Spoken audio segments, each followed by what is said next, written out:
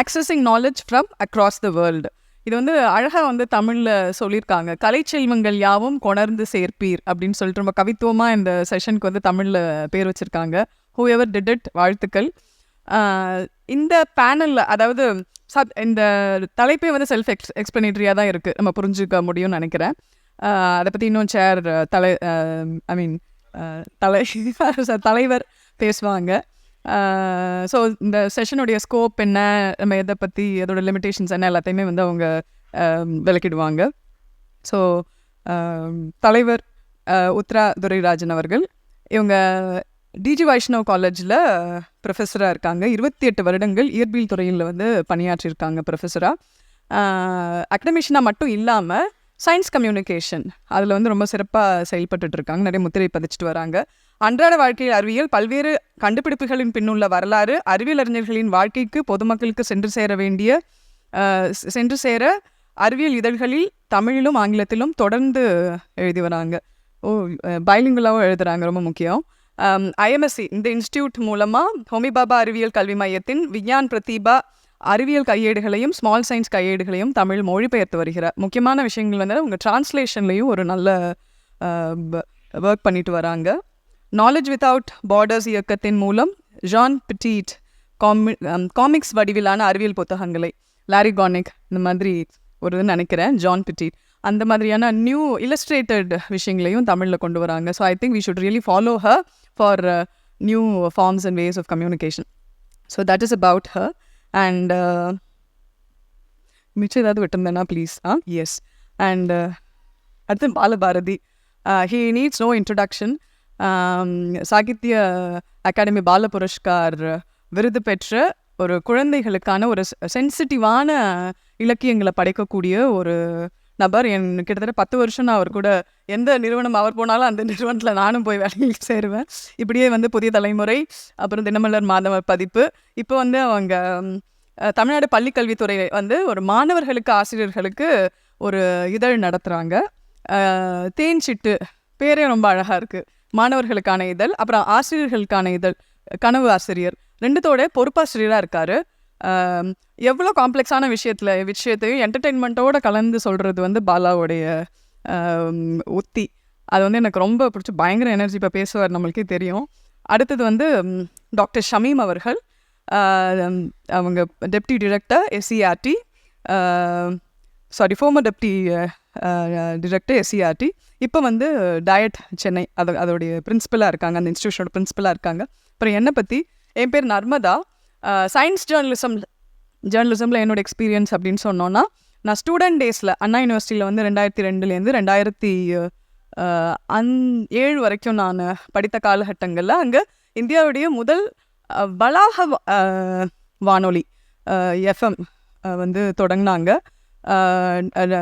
ஸ்ரீதர்னு சொல்லிட்டு என்னுடைய ஹெச்ஓடி இருந்த காலகட்டத்தில் அவர் ஆல் இண்டியா ரேடியோ தூர்தர்ஷன்லாம் வாஸ்ட் எக்ஸ்பீரியன்ஸ் உள்ளவர். அப்போ வந்து டிபார்ட்மெண்ட் ஆஃப் சயின்ஸ் அண்ட் டெக்னாலஜியோட ஒரு ஒரு ஒரு கொலாபரேஷனில் அண்ணா எஃப்எம் வந்து சக்தி அறிவாயடி அப்படின்னு சொல்லிட்டு விமனுக்கான சயின்ஸ் பாப்புலரைசேஷன், அது விமன்னா நாட் ஜஸ்ட் எல்லாம் ஒரு ஒர்க்கிங் கிளாஸ் அப்படி, அதாவது ஒர்க்கிங் விமன் அப்படிலாம் கிடையாது, மோஸ்ட் மார்ஜினலைஸ்டு விமன், ஸ்லம் டுவெல்லிங்ஸில் இருக்கக்கூடிய விமனை போய் 2 இது பக்கத்தில் இருக்க கோட்டூர்புரம் அண்ட் இங்கே இருக்கக்கூடிய கன்னிகாபுரம், இங்கே போயிட்டு பெண்களுக்கான அறிவியல் விழிப்புணர்வு நிகழ்ச்சிகளை அவங்கள வச்சு தயாரிக்கிற ஒரு நிகழ்ச்சி. ஒரு வருஷத்துக்கு 365 நாட்களும் வந்து அந்த ப்ரோக்ராம் வந்து ரேடியோவுக்கு பண்ணோம். அது வந்து என்னுடைய ஒரு பெரிய ஒரு லேர்னிங் எக்ஸ்பீரியன்ஸாக இருந்துச்சு. That's one thing. அப்புறம் கொஞ்சம் கேப்பு. அதுக்கப்புறம் புதிய தலைமுறையில் இருந்தபோது, புதிய யுகமில் இருந்தபோது கொஞ்சம் சயின்ஸ் சப்ஜெக்ட்ஸ்லாம் ரிசர்ச் பண்ணிவிட்டு பேக்ரவுண்டர்ஸ் பண்ணுறது.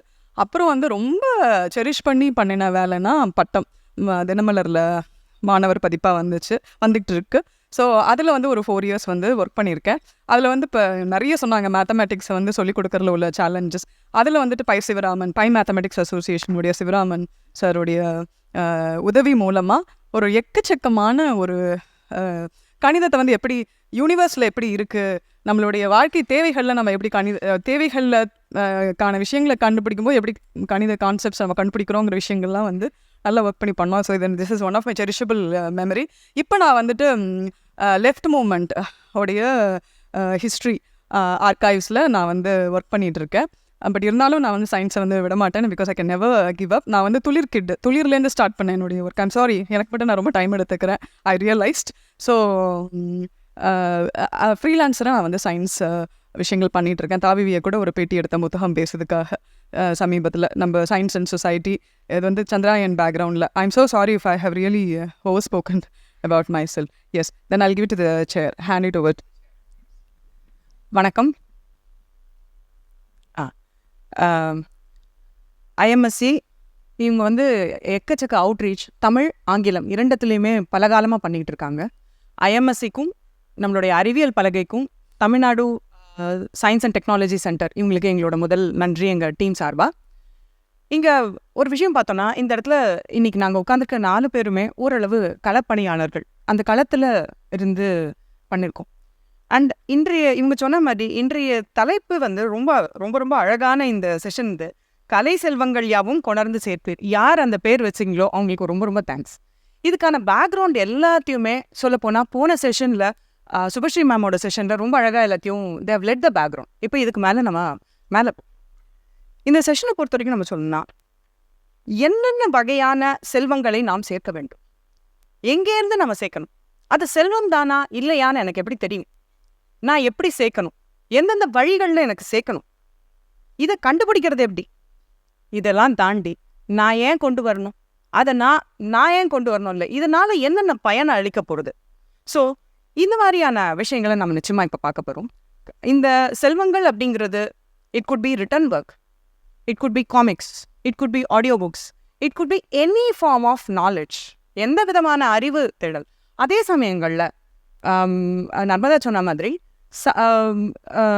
மோஸ்ட் என்ன சொல்கிறது, சோஷியோ எக்கனாமிக்கலி வீக்கர் செக்ஷனுக்கு போகலாமா இருக்கலாம், குழந்தைகளுக்கு போகலாமா இருக்கலாம், மாற்றுத்திறனாளிகளுக்கு போக வேண்டிய கலைச்செல்வங்கள் இருக்குது, அறிவியல் சம்மந்தப்பட்டது, டெக்னாலஜி சம்மந்தப்பட்டது. ஸோ அவங்களுக்கான தேவையான புத்தகம். இல்லை நம்ம மோப்பா சார் சொன்ன மாதிரி நிறைய விஷயங்கள் புரியல, ரொம்ப அதிகமாக இருக்கு என் புத்தகத்தில், அப்போ எனக்கு ஒரு பிரிட்ஜ் புக்ஸ் இருந்தால் எப்படி இருக்கும் இல்லையா. ஸோ நம்ம ஐஎம்எஸ்சி நமக்கு என்ன பண்ணிக்கிட்டு இருக்காங்க நீங்கள் பார்த்தீங்கன்னா, விக்யான் பிரதிபாவாக இருக்கட்டும், ஸ்மால் சயின்ஸாக இருக்கட்டும், 6th-லேருந்து 9th வரைக்கும் விக்யான் பிரதிபா புத்தகங்கள், தயவு செஞ்சு அதை நெட்டில் போய் பார்க்கலாம். It is completely free. So அந்த முதல் கலைச்செல்வம் இது மராத்தியில் இருக்குது, இங்கிலீஷில் இருக்குது, இப்போ தமிழில் வந்திருக்கு. எதுக்காக அந்த Kalaiselvam? School books, sometimes text books இவ்வளோ தான் போட முடியும், இந்த அளவு தான் படிக்க முடியும், இந்த அளவு தான் நடத்த முடியும். அதில் நிறைய கண்டிஷன்ஸ், பவுண்ட்ரிஸ் நிறைய ஃபிக்ஸ் ஆயாச்சு அந்த இடத்துல. அப்போ அதை தாண்டி என் குழந்தை படிக்கணும். இல்லை ஒரு அப்பாவா அம்மாவா இல்லை யாராவா கூட ஒரு ஆசிரியரா இந்த டிஃப்யூஷன் நான் ஏன் சொல்லிக் கொடுக்கணும் அப்படிங்கிறது புரியணும். என் கை மூலமாக நான் வேலை செய்யணும். நம்மளோட சிஸ்டமில் இந்தியாவில் பல இடங்களில் நம்ம பார்த்தோன்னா, ஹோஷிங்காபாத் சயின்ஸ் சென்டர் தாண்டின அப்புறமா பல இடங்களில் கை மூலமாக வேலை, ஹேண்ட்ஸ் ஆன் எக்ஸ்பெரிமெண்ட்ஸ் அது கூட நமக்கு ரொம்ப கஷ்டமாக இருக்குது. டாக்டைல் லேர்னர்ஸ் இருக்காங்க இந்த இடத்துல, எல்லாருமே கண்ணால் அப்படியே படிச்சுடுறவங்க கிடையாது, எல்லாம் வரவங்க கிடையாது. அந்த கலைச்செல்வம் அப்படின்னும் போது there could be tactile learners, there could be audio learners, right? கையால் பண்ணி உணரும் போது தான் அந்த ஃபுல் கற்றல் எனக்கு முழுமை அடையிறது. அவங்களுக்கான கலைச்செல்வங்கள் எங்கே இருக்குது, அதை வந்து தான் விக்யான் பிரதிபாவோட புக்ஸில் நீங்கள் பார்த்தீங்கன்னா, அந்தந்த ஊர், நீ கிராமத்தில் இரு, சிட்டியில் இரு, எங்கேயோ செம்ம சூப்பரான ஒரு இடத்துல கூட இரு, இல்லை எதுவுமே கிடைக்காத ஒரு இடத்துல இரு, எந்த சாமானை வச்சும் எப்படி நான் அறிவியலை சாதாரணமாக கற்றுக்கொள்ள வேண்டும் என்று சொல்வது தான் ஸ்மால் சயின்ஸ் புக்கோ இல்லாட்டி விக்யான் பிரதிபாவோட அந்த கம்ப்ளீட் செட்டும். அது ஒரு டீச்சரும் ஒரு பேரண்ட்டும் ஒரு ஸ்டூடெண்ட்டும் எல்லாருமே வச்சிருக்க வேண்டிய ஒரு கலைச்செல்வம். ஸோ இந்த மாதிரியான கலைச்செல்வங்கள் எங்கிருந்தெல்லாம் எடுத்துக்கொண்டு வரலாம், ஏன் நமக்கு தேவை, அதோட முக்கியத்துவம் பற்றிலாம் இப்போ பார்க்க போகிறோம். அதில் முதல்ல ஷமீம் மேம் கையில் எஸ்சிஆர்டியில் அவங்க இருக்காங்க டயட்டில். ஸோ அவங்களோட முன்னெடுப்புகள் என்ன, ஆசிரியர்களுக்காக இருக்கலாம் அல்லது குழந்தைகளுக்காக இருக்கலாம், பெற்றோருக்காகவும், அதை பற்றிலாம் மேம் சொல்லுங்கள். அனைவருக்கும் வணக்கம். இந்த தலைப்பு வந்து மிக அருமையாக இருக்குது. கலைச்செல்வங்கள் யாவும் கொண்டிருந்திருக்கு சேர்ப்பீர் அப்படின்னு, சென்றிடுவீர் 8 திக்கும் அப்படின்னு ஒரு இதில் வந்து இந்த ரொம்ப உணர்ச்சிகரமாக இருக்குது. இதை பார்க்கும்போது நம்ம பாடப்புத்தகத்தில் எஸ்சிஆர்டியில் வந்து என்னெல்லாம் முன்னெடுப்புகள் செய்திருக்காங்க அப்படிங்கிறத நான் வந்து பகிர்ந்துக்க விரும்புகிறேன். இப்போது பாடநூல் உருவாக்கம், அதற்கு முன்னாடி கலைத்திட்ட வடிவமைப்பு, இதிலிருந்தே நம்ம பார்த்திங்கன்னா இந்த எப்படி இந்த கலைச்செல்வங்களை ஒருங்கிணைக்கணும் அப்படின்ற இதில் நாங்கள் வந்து பல்வேறு பாடத்திட்டங்களை ஒருங்கிணைத்து அதை ஒப்பு நோக்கி அதில் இருக்கிற என்ன ஒற்றுமைகள் இருக்குது, என்ன இதில் ஒவ்வொரு பாடத்திட்டமும் வித்தியாசப்படுது அப்படிங்கிறத ஒரு குழு மூலமாக தீர்மானித்தோம். அதை தொடர்ந்து தான் நமக்கு வந்து கலை திட்டத்தை அடுத்து நம்ம பாடத்திட்டமாக உருவாக்கினோம். இந்த பாட புத்தகங்கள் உருவாக்கும் போது அருணா மேடம் இந்த மாதிரி நிறைய இங்கே இருக்கிற எல்லாரோட பங்களிப்பும் அதில் இருக்கலாம். சாரெல்லாம் கூட இருந்தாங்க. அப்போ பார்க்கும்போது நம்ம பாட புத்தகங்களில் நம்ம நாட்டிலையே வந்து முதல்ல வந்து நம்ம என்ன பண்ணோம் அப்படின்னா QR கோடு வந்து நம்ம தான் ஃபஸ்ட்டு இன்ட்ரடியூஸ் பண்ணோம். அந்த QR கோடு கூட நாங்கள் சொல்லும்போது என்னோட பாட குழுவில் வந்து நான் சொல்லும்போது அதே தமிழ் வேர்ட்லேயே சொல்லுவேன். என்ன மேடம் அப்படின்னு சிரிப்பாங்க. விரைவு துலங்கல் குறியீடு அப்படின்னு சொல்லுவோம். குயிக் ரெஸ்பான்ஸ் கோட் அப்படின்றதுக்காக. என்ன நம்ம சில வேர்ட்ஸை வந்து அந்த வார்த்தைகள் வந்து உபயோகப்படுத்தலைன்னா அந்த வார்த்தைகளுக்கான பயன்பாடு இல்லை அப்படின்னும் போது அது தெரியாமையே போயிடுது. QR கோடுங்கிறது எல்லாருக்கும் தெரியுது, அது விரைவு துலங்கல் குறியீடா அப்படின்றது தெரியறதில்ல. ஸோ இது வந்து நம்ம ஈவன் NCERT தொடங்குறதுக்கு முன்னாடியே நம்ம ஸ்டேட்டில் தான் தமிழ்நாட்டில் தான் முதல்ல வந்து இன்ட்ரடியூஸ் பண்ணோம். அப்போ வந்து நான் தான் ஒரு ரெப்ரசன்டேட்டிவாக போயிருந்தேன் டெல்லிக்கு மீட்டிங்கில். அப்போ சொல்லும்போது 2017 நம்ம இன்ட்ரடியூஸ் பண்ணோம். NCERT had introduced that in 2019. அந்த மாதிரி அதே மாதிரி பாடப்புத்தகங்களில் ஒவ்வொரு பாடத்துக்கும் இந்த அகாடமிக் இன்புட்ஸ் அப்படிங்கிறது 14 இன்புட்ஸ் நாங்கள் கொடுத்துருக்கோம். 14 வகையான தொடர்ந்து ஒரு குழந்தை படிப்பதற்கான வாய்ப்புகளை ஒவ்வொரு பாடத்துலேயும் ஒவ்வொரு லெசன்லேயுமே நாங்கள் கொடுத்துருக்கோம். ஒவ்வொரு பாடத்துலேயும் பார்த்திங்கன்னா ஒரு தலைப்பு இருக்குது அப்படின்னா அதில் வந்து அந்த தொடங்கும் போதே நம்ம என்ன செய்வோம் அப்படின்னா அந்த பாட கருத்துக்களை மட்டும் இல்லாமல் பாட கருத்துக்களை ஒட்டிய பரந்த அறிவை மாணவர்கள் பெற வேண்டும் அப்படின்றதுக்காக என்ன பண்ணுவோம் அப்படின்னா ஒரு பாட வடிவில் ஒரு குவிஸாக இருக்கலாம், ஒரு புதிராக இருக்கலாம், ஒரு நல்ல ஒரு படமாக இருக்கலாம், ஒரு சின்ன அனெக்டோட்டை ஒரு கவிதையாக இருக்கலாம், கதையாக இருக்கலாம், இந்த மாதிரிலாம் கொடுத்துருக்கோம். இதெல்லாம் பார்க்கும்போது ஃபார் எக்ஸாம்பிள் இப்போது மனிதன் கண்ணின் அமைப்பு அப்படின்னு பாடும்போது அந்த பாடமே ஆரம்பிக்கிறது பார்த்திங்கன்னா இரவில் வந்து இந்த இருட்டாக இருக்கிற நேரத்தில் எப்படி இந்த பூனையோட கண்கள் மில்லுறது, அது ஏன் ஒளியை எதிரொலிக்குது அப்படின்ற மாதிரி கொடுத்துருந்தோம். இதில் நிறைய விஷயங்கள் நம்ம படித்த இந்த நூல் ஆசிரியர்கள்கிட்டயே அவங்க நல்ல படைப்பாளிகளாக இருக்கிறாங்க. உதாரணமாக இதை எழுதின நூல் ஆசிரியர் வந்து ரொம்ப தயங்கிட்டு வந்து அவங்க சொன்னாங்க, மேடம் இந்த பாடத்தில் வந்து நீங்கள் இந்த படத்தை மட்டும் விட்டுலாமே, இதை நீக்கிடலாமேன்னு ரொம்ப பர்டிகுலராக இருந்தார். ஏன் அப்படின்னு கேட்டால் அந்த பூனையின் படத்தை வந்து அவருக்கு வைக்கிறதுல வந்து உடன்பாடு இல்லை. பூனை குறுக்கில் போனாலே ஆகாது மேடம், நீங்கள் பாடத்துவக்கமே பூனை படத்தை வைக்கிறீங்களே. எனக்கு ரொம்ப ஆச்சரியமா இருந்தது. நம்மளோட செயல்பாட்டிற்கும் நம்மளோட அறிவுக்கும் நம்ம உண்மையிலே வாழ்க்கை நடைமுறைக்கும் எவ்வளோ ஒரு வித்தியாசம். அப்போ நான் இதை பகிர்ந்துக்கும் போது சொன்னாங்க, இல்லை சார் கண்டிப்பாக இந்த படத்தை தான் வைக்கலாம் அப்படின்னு சொன்னேன். இல்லை மேடம் கொஞ்சம் யோசிங்க அப்படின்னு சொல்லிட்டு, அதாவது நம்ம அறிவு வளர்த்துறோம், கலைச்செல்வங்கள் எல்லாம் கொண்டு வர்றோம், சேமிக்கிறோம், அதை வந்து மற்றவங்களுக்கு மாணவ செல்வங்களுக்கு கொடுக்கணும்னு நினைக்கிறோம். அதை நடைமுறை வாழ்க்கையோடு நம்ம வந்து நடைமுறைப்படுத்துகிறோமா, அன்றாட வாழ்க்கையில் நடைமுறைப்படுத்துகிறோமா அப்படின்னும் போது பெரிய ஒரு கேள்விக்குறியாக இருக்குது. உதாரணமாக நம்ம மனித வளர்ச்சியில் பார்த்திங்கன்னா 3 களங்களையும் நம்ம வந்து அவங்கள வந்து செழிப்பு மிக்கவர்களாக ஆக்கணும். இந்த கலைச்செல்வங்கள் கொண்டு வந்து சேர்க்கறதுல புத்தகங்களின் பங்கு பெரிய பங்கு. இதில் வந்து இருக்கிற அந்த அகாடமிக் இன்புட்ஸ்லாம் நான் இன்னமும் சொல்ல போகிறேன், அது வந்து பெரிய பங்கு.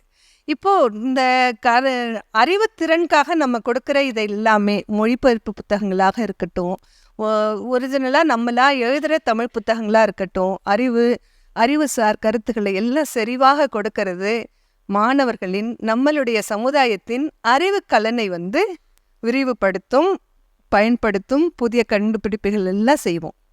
ஆனால் இது மட்டுமே மனித சமுதாயத்தை முழுமையாக செய்யாது. இதை தொடர்ந்து நமக்கு வந்து இந்த நாலேஜ் டொமைனோட சேர்ந்த மாதிரியே நமக்கு என்ன வரணும், affective domain also should grow இல்லையா? அதை சார்ந்த உணர்வுகள் மாணவர்களுக்கு செழுமைப்படுத்தணும். உதாரணமாக நான் ஒரு தமிழில் ஒரு கட்டுரை படிக்கிறேன், தமிழில் கட்டுரை எழுதுனேன்னா அதற்கான மாணவர்கள் முனைப்பாக இருக்காங்களா, நம்ம ஆசிரியர்கள் அதுக்காக ஒத்துழைக்கிறாங்களா, ஆசிரியருக்கு அதில் ஈடுபாடு இருக்கா? ஸோ ரிலேட்டிவ்லி இந்த நாலேஜ் டொமைனுக்கு ஏற்ற மாதிரியே அவங்களோட affective domain also should grow. For example நம்ம வந்து வாட்டர் சைக்கிளை பற்றி ஒரு காமனாக நான் இந்த எக்ஸாம்பிள் சொல்லுவேன் டீச்சர்ஸ்ட்டு.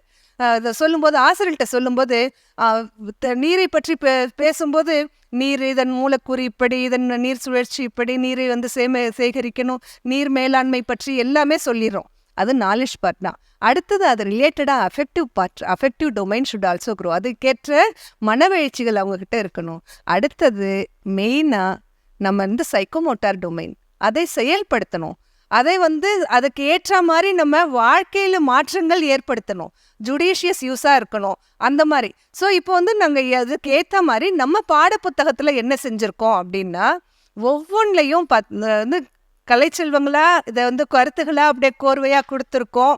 அதை மிக சிறந்த முறைகளில் வந்து நம்ம கொடுத்துருக்கோம். ஃபார் எக்ஸாம்பிள் மனவரைபடம் தமிழ்லேயே அழகாக எல்லா தலைப்பு, எல்லா டெக்னிக்கல் டேர்ம்ஸும் பார்த்திங்கன்னா எல்லா கலைச்சொற்களும் அந்த ஒரு பாடத்தில் எப்படி கொடுத்துருக்கோம், எப்படி கோர்வையாக அந்த கலைச்சொற்களை மட்டுமே ஒரு மாணவன் புரிந்துட்டான்னா அது தன்னால் அவங்க வந்து டிஸ்கிரைப் பண்ணி கொடுக்குற மாதிரி அதை கொடுத்துருக்குறோம்.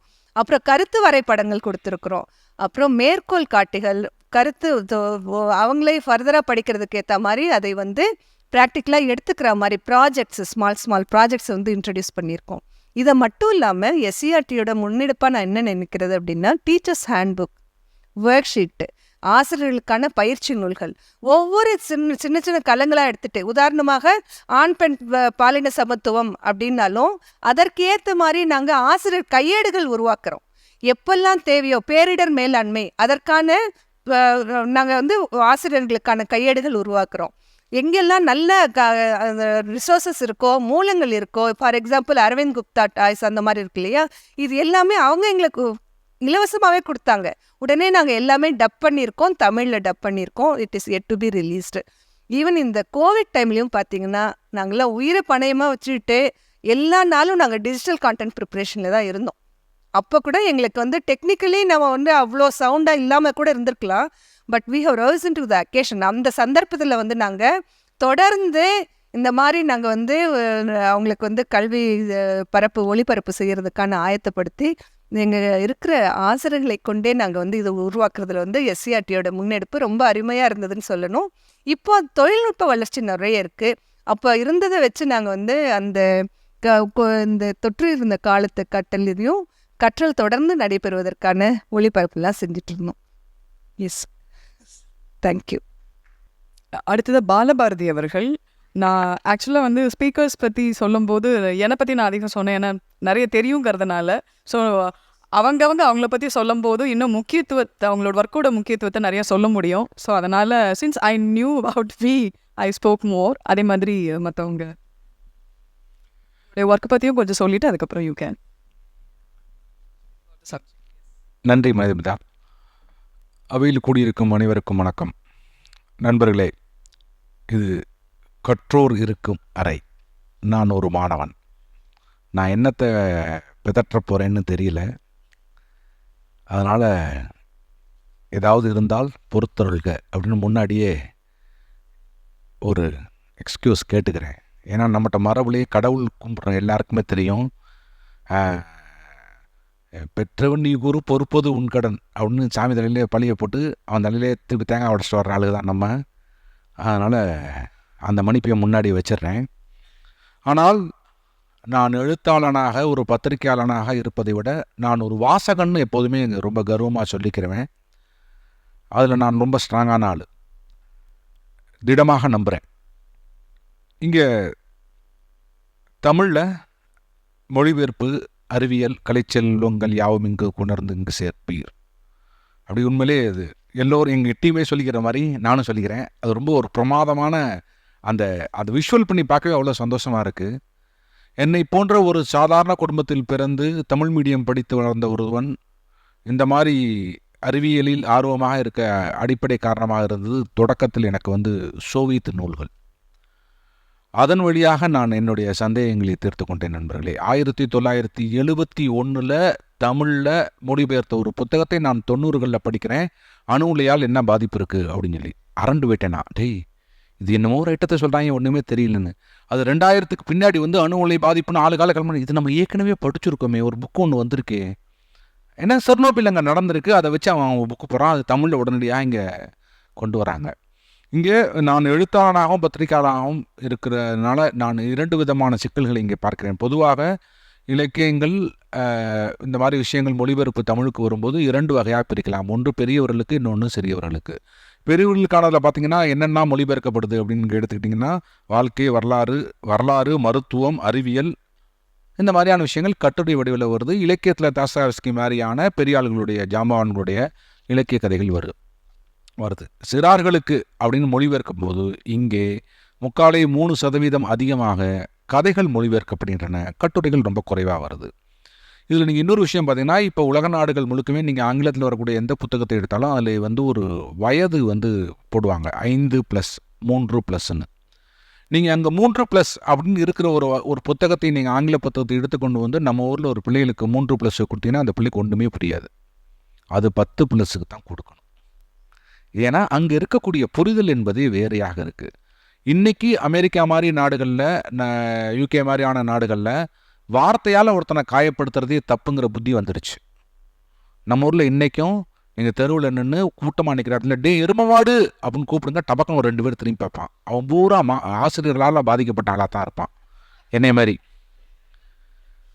அப்போ இப்போ இது ஒரு பெயின். நான் சில மாதங்களுக்கு முன்னாடி கூட நான் என்னுடைய பிளாக்லையும் எழுதியிருந்தேன், ஃபேஸ்புக்லையும் எழுதியிருந்தேன். சில ஆண்டுகளுக்கு முன்னாடி திடீர்னு மிட் நைட்டில் எனக்கு ஒரு அழுகை வருது. நான் அழுகிறேன், தேம்பி அழுகிறேன். எனக்கு தெரியல நான் அழுதுகிட்டு இருக்கேனே, எனக்கு தெரியல. நிஜத்தில் நான் அழுகிறேன்னே தெரில, கனவுல அழுகிறேன். என் மனைவி என்னை எழுப்புற, என்னடாச்சு அப்படிங்கிறா. தொண்டெல்லாம் அடக்குது, ரொம்ப விசும்பிக்கிட்டே சொல்கிறேன், எங்கள் அப்பா என்னை அடிக்கிறாருன்னு. உங்கள் அப்பா உன்னோட 15 வயசுல செத்து போயிட்டான்னு சொல்லியிருக்கேன், இப்போ உனக்கு 50 வயசு, இப்போ உட்காந்து அழுதுகிட்டு இருக்கேன். இல்லை, என்னை அடித்தாரு, நான் அழுதேன். அப்போ ஒரு அடி நம்மளை எவ்வளவு காயப்படுத்துதுங்கிறதுக்காக ஒரு எக்ஸாம்பிளாக குழந்தைகளை கை வைக்காதீங்கடா டே அப்படின்னு நான் சொல்லிக்கிட்டே இருப்பேன். அதை பதிவு பண்ணும்போது இது மாதிரி நாம் ஒரு மாணவனை, ஒரு குழந்தையை நாம் திட்டும்போது அதோடைய தாக்கம் என்பது அவனுடைய காலம் முழுக்கவே அந்த வார்த்தை காயம் என்பது உள்ளே வந்துக்கிட்டே தான் இருக்கும். அப்போ இங்கே சிறார்களுக்கான இலக்கியங்கள் இங்கே மொழிபெயர்க்கப்படும் போது இங்கே ஒரு சிக்கல் என்ன வருது அப்படின்னா, நான் குறிப்பாக சிறார் ஏரியாக்குள்ளே மட்டும் நின்று பேசுகிறேன். ஏன்னா இன்றைக்கி என்னுடைய களம் அதுவாக இருக்குது, நான் அதில் நின்று பேசுகிறான்னு நினைக்கிறேன். கொஞ்ச நேரம் முன்னாடி பேசும்போது யாரோ ஒருத்தங்க சார் இந்த கலைக்களஞ்சியம் பற்றிலாம் பேசிகிட்டு இருந்தாங்க. உண்மையிலேயே எனக்கு ரொம்ப சந்தோஷமாக இருந்துச்சு. ஏன்னா ஒரு கலைச்சொல்லை நாம் ஒரு அறிவியல் விஷயத்துக்கு எழுதும்போது ஏற்கனவே இங்கே புழக்கத்தில் என்ன இருக்கிறதுங்கிறத திரும்பி பார்த்து கொள்வது அவசியமாக இருக்குது. அதுக்கப்புறமா நம்ம அந்த கலைச்சொல்லை நம்ம புதுசாக ஒரு சொல் உருவாக்கணும்னா அது தேவை இருக்கா, இல்லை இருக்கிற சொல்லே ஓகேவாங்கிற முடிவுக்கு நம்ம வர வேண்டியிருக்கு. அதே மாதிரி நர்மதா சொல்லும்போது கீழே இருந்து பேசும்போது ஒரு விஷயம் சொல்லியிருந்தாங்க. நாங்கள்லாம் பட்டத்தில் வேலை பார்க்கும்போது அது எடிட்டோரியல் முடிவாகவே நாங்கள் எடுத்தோம். என்னென்னா ஒரு தமிழ் சொல்லை நாம் இங்கே ஏற்கனவே இருக்கிற சொல்லி அறிவியல் சொல்லை பயன்படுத்துகிறோம்னா அதுக்கான ஆங்கில எழுத்தில் அந்த வார்த்தையை சொல்லணும் அப்படிங்கிறத முடிவெடுத்தோம். அதில் ஆங்கில எழுத்தில் மட்டும் இல்லை, தமிழ் எழுத்துலேயே ஆங்கிலத்திலேயும் சொல்கிறதுன்னு முடிவெடுத்தோம். ப்ளீஸ்னா இப்பு, லீ, இஸ்ஸு அப்படின்னு வேறு எழுதிட்டு பக்கத்தில் இங்கிலீஷில் ப்ளீஸ்ன்னு போடுவோம். ஏன்னா அந்த கோரிக்கையை வச்சது நான் தான். ஏன்னா நான் சின்ன பிள்ளையில படிக்கும்போது ப்ராக்கெட்டில் இங்கிலீஷ் இருந்துச்சுன்னா ஸ்கிப் ஆயிடுவேன், டபக்குன்னு அதை படிக்க மாட்டேன். என்னமோ சொல்லியிருக்காங்க நமக்கு என்ன அவன் டபக்குன்னு ஸ்கிப் ஆகி அடுத்த வார்த்தைக்கு ஓடிடுவேன். அப்போ அது மாதிரி பிள்ளைங்க இருப்பாங்க இல்லை. ஏன்னா நான் தமிழ் இன்றைக்கும் கூட நீங்கள் பார்த்தீங்கன்னா நம்ம பிள்ளைகளுக்கு ஆங்கில மீடியம் படிக்கிறோம், பட் ஆங்கில அறிவும் இல்லை. ஆங்கிலத்தில் ஒரு முழுசாக ஒரு சென்டென்ஸ் எழுத தெரியாமல் பிள்ளைங்க தடுமாறுதுங்க. சரி தமிழாவது தெரியுதா, தமிழும் தெரியலை, தங்கிலீஷில் எழுதிக்கிட்டு இருக்குங்க எல்லா பிள்ளைங்களும். என் நான் அப்பா, பப்பா அப்பா அப்படி இப்படி போட்டு எழுதிக்கிட்டே இருக்கு. அது படிக்கிறதுக்குள்ளே தலை சுத்துது. ஆனால் அதை இவங்க கிடுகிடுன்னு படிச்சிடுறாங்க. இது எப்படி தான் படிக்கிறாங்கன்னே தெரியல. என் பிள்ளை அந்த மாதிரி எழுத கடகடன் படிச்சிடறான். இப்போ இந்த இடங்கள்லேருந்து நம்ம தமிழுக்காக இங்கே ஒர்க் பண்ணிகிட்டு இருக்கும்போது என்ன நிகழுதுங்க அப்படின்னா, தமிழில் நேரடியாக அறிவியல் எழுதக்கூடிய, இன்னும் சொல்லப்போனால் எளிமையாக அறிவியல் எழுதக்கூடியவர்களை விரல் விட்டு எண்ணிவிடலாம். அந்த அறிவியல் எழுத்துலேயே 2 வகையாக நான் பிரிக்கலாம். திருப்பி அதில் ஒரு 2 வகை. ஒன்று அகாடமிக் ஆளுகளுக்கு மட்டுமே எழுதுவது, இன்னொன்று லேமேனுக்கு எழுதுறது. ஒரு தினத்தந்தி வாசகனாக, ஒரு சாதாரண வாசகனாக, என் அண்ணன் ஒரு ஆட்டோ ஓட்டுநர்னா அந்த ஆட்டோ ஓட்டுநருக்கு நீ அறிவியலை புகழ்த்த வேண்டும். அவனுக்கு நீ பிளாக் ஹோல்னா என்னன்னு எளிமையாக சொல்லணும். ரொம்ப பிரமாதமான ஒரு கட்டம் ஒன்று தாவி தமிழ்னு சொல்லியிருந்தார். அவ்வளோ எளிமையாக இருந்துச்சு. அது சிக்கலான ஒரு ஏரியா, ஆனால் அவ்வளோ அழகாக இருந்துச்சு அது. அப்போ இப்படி எழுதுகிறாங்கல்ல, இந்த சூழலை தான் தமிழில் இங்கே மொழிபெயர்க்கிற பல பேர் பல அறிவியல் புத்தகங்கள், அமைப்புகள் ரீதியாக வரக்கூடிய புத்தகங்களில் கூட நான் ஒரு பிரச்சனையை பார்க்குறேன். என்னென்னா, ஆங்கிலத்தில் ஒரு கட்டுரை எடுத்து அப்படியே கொண்டு போய் ஒரு மிஷின்கிட்ட கொடுக்குறாங்க. அந்த மிஷின் அதை அழகாக தமிழில் எழுதி கொடுத்துருது. இதை அப்படியே காப்பி பேஸ்ட் பண்ணி நோட் பேடில் வச்சு இல்லை வேர்ட் டாக்குமெண்ட்டில் பேஸ்ட் பண்ணி நேராக பப்ளிஷருக்கு அனுப்புகிறாங்க. பப்ளிஷர் எதையுமே பார்க்காம டபக்குன்னு பிரிண்ட் அடித்து ஊரெல்லாம் புக்கு கலர் கலராக வச்சு இறக்கிறான். அதை பிள்ளைங்க நான்லாம் படிக்கும்போது நானே புக்கு வாங்கினேன். இன்றைக்கி நம்ம பிள்ளைங்களாம் நேரடியாக புக்கு வாங்குறதில்ல, அப்பா தான் வாங்கி கொடுக்குறான். அப்போ இவன் என்ன பண்ணுறான்னா, அறிவியல் புத்தகம் ஐன்ஸ்டீனை பற்றி இருக்கே, விஞ்ஞானியை பற்றி இருக்கே, இந்த விஞ்ஞான செட்டு புக்கு அப்படின்னு கொண்டு வாங்கி கொண்டு வந்து கொடுக்குறான். அந்த புக்கு எடுத்து படிச்சிச்சுன்னா அந்த பிள்ளை பொதுவாக சிறார் இலக்கியம் என்பது வெறும் கதையும் அறிவியலும் தகவல் பரப்புவதற்காக மட்டுமல்ல நண்பர்களே, அது மொழியையும் கற்றுக் கொடுப்பதற்கு. நான் என்னுடைய மொழியை நான் சிறார் இலக்கியத்தின் வழியாகத்தான் கற்றுக்கொண்டேன். இன்னும் சொல்கிறேன், நான் பல மேடையில் சொல்லியிருக்கேன், நான் லேர்னிங் டிசபிலிட்டி உள்ள ஆள், எல்டி உள்ள ஆள். இன்னைக்கும் கூட என்னால் தமிழில் ஒரு வாக்கியம் எழுதும்போது 2 எழுத்துக்களை மாற்றி போட்டு தான் எழுதுவேன். அது என்னால் தவிர்க்கவே முடியாது. சரவணன் எழுத சொன்னால் சவரணன் எழுதிடுவேன் முதல்ல. திருப்பி நான் நிதானமாக ஒவ்வொரு எழுத்தாக வச்சு இது தப்பு அப்படின்னு மாற்றி எழுதுவேன். அது என்னோட பணியாற்றுகிறவர்களுக்கு தெரியும் என்னுடைய பிரச்சனை என்ன. அப்போ இது இப்படி இந்த மாதிரி இருக்கிறப்ப நான் மொழியவே சரியாக எங்கேருந்து கற்றுக்கிட்டேன்னா சிறார் இலக்கியத்தின் வழியாக கற்றுக்கிட்டேன், சிறார் பத்திரிகையின் வழியாக கற்றுக்கிட்டேன். நான் அப்படி ஒரு ஆங்கில புத்தகம் குழந்தைகளுக்கான புத்தகம் படிக்கும்போது அதில் உதாரணத்துக்கு ஒரு பேர் சொல்கிறேன், சட்டு ஞாபகம் வரல எனக்கு, நான் அதை குறித்து வச்சுருக்கேன் அந்த புத்தகங்களில். மிஸ்டர் வில்லியம் ஃபீல்டு அப்படின்னு ஒருத்தரை பற்றி எழுதுகிறாங்க. இது வந்து ஒரிஜினல் பேரில், இந்த ஃபீல்டுங்கிறது மட்டும் ஒரிஜினல், வில்லியமோ வேற என்னமோ இருந்துச்சு. இந்த தமிழில் அந்த ஆசிரியர் நூலில் என்னவாக இருக்கும்னு நினைக்கிறீங்க? மிஸ்டர் வில்லியம் புலம்னு இருக்கு. ஒரு பெயர் சொல்லை இப்படி எவனாவது மொழிபெயர்ப்பானா? அது பெயர் சொல் தானே. பெயர் சொல்லை ஏன் இப்படி மொழிபெயர்க்கும்? அப்போ இது மனுஷ மொழிபெயர்க்கல, இது மிஷின் மொழிபெயர்க்குது. நீ அந்த மிஷின்கிட்ட கொண்டு போய் அந்த நிரல்கிட்ட கொண்டு போய் நீ வந்து புலம்னு தமிழ் அடித்தா அது ஃபீல்டுன்னு கொடுக்குது. ஓகே, என்னம்மா அப்படியே காப்பி பேஸ்ட் பண்ணுறான். கொஞ்சம் கூட ஈவிரக்கம் இல்லாமல் அவர்கள் எழுத்தாளராக இங்கே கொண்டாடப்படுகிறார்கள், அவர்களுக்கு விருது கொடுக்குறாங்க. இதை யார் திட்டணும்னா, அறிவியலுக்கு பேச இங்கே உட்காந்துருக்கோம்ல, நம்ம தான் போய் திட்டணும். இங்கே நம்ம பூரா என்ன பண்ணுறோம்னா, நம்ம புக்கை தவிர வேற எவன் புக்கையுமே படிக்கிறது இல்லை, சிறார் இலக்கியத்தை படிக்கிறது இல்லை. ஒரு சிறார் இலக்கிய நூலில் அவர் எழுதுறார், அந்த பின் நீர்நிலை பகுதி அப்படின்னு எழுதிட்டு பிராக்கெட்டில் பேக் வாட்டர்னு எழுதுறார். அந்த புத்தகம் இன்னைக்கு வித்துக்கிட்டு இருக்கு நண்பர்களே, போய் சொல்லலை. அந்த எழுத்தாளர் பெயர் முதற்கொண்டு என்னால் சொல்ல முடியும். பின் நீர்நிலை பகுதின்னு எழுதுறாரு. நான் படிச்சுக்கிட்டே வர ஒரு நிமிஷம் தயங்கி, வழக்கமாக என்னுடைய புத்தியில் இங்கிலீஷில் இருக்கிறத ஸ்கிப் பண்ணிட்டேன். இந்த வார்த்தை புரியல, திருப்பி வந்து இங்கிலீஷ் என்ன எழுதியிருக்கான்னு பார்த்தா பேக் வாட்டர் எழுதியிருக்கான். ஏன் பேக் வாட்டர், ஏன் பின் நீர்நிலை பகுதிங்கிறான்? தமிழில் பிரமாதமான சொல் இருக்குது, கழிமுகம் இருக்குது, காயல்னு ஒரு சொல் இருக்குது, காயல் பட்டினம்ங்கிற பொருளே அதுதான். அப்போ உனக்கு தமிழும் தெரியலை. இதை படிக்கிற ஒரு குழந்தை, ஒரு 8வது 10வது பையன் என்ன நினைப்பான்? ஓ, பேக் வாட்டரை பின் நீர்நிலை பகுதின்னு எழுதணும்னு நினைப்பான். காலம் முழுக்க நல்ல சொல்லி தமிழ் பாடநூல் கழகம், தமிழ் மீடியம் படிக்கிற பிள்ளைகளுக்கு பாடநூல் என்சிஆர்டி மாதிரி ஆளுங்க சொல்லி கொடுத்துக்கிட்டு இருப்பான். இவன் இந்த எழுத்தாளருடைய எழுத்தை படித்து வேற ஒன்றை மாற்றிட்டுருப்பான். அப்போ இங்கே என்ன நடக்குது? அறிவியலுக்காக இயங்கக்கூடிய, அறிவியலுக்காக எழுதக்கூடியவர்கள் கொஞ்சம் வெகுஜன பக்கமும் திரும்பணுங்கிற வேண்டுகோள் தான் என்னுடைய வேண்டுகோள். நண்பர்களே, நீங்கள் இந்த கூட்டத்தை ஏன் ஒரு பப்ளிக் மீட்டிங்காக வைக்க முடியாது? எவனுக்கும் புரியாது. அப்போ கற்றோர் இருக்கக்கூடிய அவை தானே இது. அப்போ இந்த கற்றோர் இருக்கிற அவை கற்றோருக்காக மட்டுமே திருப்பி திருப்பி இயங்காம லேர்ன்மேனுக்காக இயங்கணும்ல. அப்போ லேர்ன்மேனுக்கு இயங்கி கொண்டு இருக்கக்கூடிய பத்திரிகையாளர்களும் எழுத்தாளர்களும் இந்த பிழைகளை செய்யும்போது அது சுட்டி காட்ட வேண்டிய தார்மீக பொறுப்பு உங்களுக்கு வராதா? நீங்கள் அதை எடுத்துக்கணும்ல, நீங்கள் அதை சொல்லி இருந்திருக்கணும்ல. என்னடா இப்படி தப்பு தப்பாக போடுறீங்க, இது தப்பா இருக்கு, அறிவியல் பேரால் இப்படி பண்ணிக்கிட்டு இருக்கியே, இது நியாயமானு கேட்கணுமா இல்லையா? நம்ம கேட்க மாட்டேங்கிறோம். அப்போ நாம் யாருக்காக அறிவியலை பேசிக்கிட்டு இருக்கோம்? பரஸ்பரம் நான் நர்மதாவை புகழ்வதும் நர்மதா பாலபாரதி புகழ்வதும், இவங்க 2 பேரும் 3வது ஆளை புகழ்வதும், இப்படியே போகிறது தான் திட்டமா? யாருக்காக, எந்த குழந்தைகளுக்காக நம்ம கொண்டு போய் சேர்க்க நினைக்கிறோமோ அந்த குழந்தைகளுக்காக வேற ஒரு டீம் தப்பு தப்பாக எழுதிக்கிட்டு இருக்கானே. இன்னைக்கு எப்படி ஆகிப்போச்சுன்னா நண்பர்களே, இந்த சூடோ சயின்ஸை பேசுகிறவன் கடவுள் பேசுகிறவன் மாதிரி ஆகிப்பிட்டான், ஜேன்னு ஆயிட்டான். எனக்கு இந்த அறிவியலாளர்கள் மத்தியில் எனக்கு இன்னொரு கேள்வியும் இருக்கு. நாம் அக்குபஞ்சரை என்னவாக எடுத்துக்கொள்கிறோம்? ஹீலிங்கை என்னவாக எடுத்துக்கொள்கிறோம்? ரேக்கி இப்படி கை வச்சு முன்னாடி தரணும், எல்லா வயிற்று வலியும் சரியா போயிடும், இப்படி கையை தலையிலேருந்து கால் வரைக்கும் தரணும், வயிற்று வலி சரியா போயின்னு கிளம்பிட்டானே, டிவியில் பேட்டியாக கொடுத்துக்கிட்டு இருக்கானே. உலக லெவலில் ஆட்டிசம்ங்கிற நோய்க்கு மருந்து கிடையாதுன்னு சொல்றான், அது ஒரு குறைபாடுங்கிறான். ஆட்டிசத்துக்கு மருந்து இருக்குன்னு ஃபேஸ்புக் பூரா விளம்பரம் பண்ணிக்கிட்டே இருக்கானே. அறிவியலாளர்களே அதை பற்றி பேச மாட்டேங்கிற. புள்ள பத்தா நான் மட்டும்தான் பேசணுமா ஆட்டிசத்துக்கு மருந்து இல்லைன்னு? நீங்கள் யாரும் பேசக்கூடாதா? ஏன் பேசுறது இல்லை பொது வெளியில்?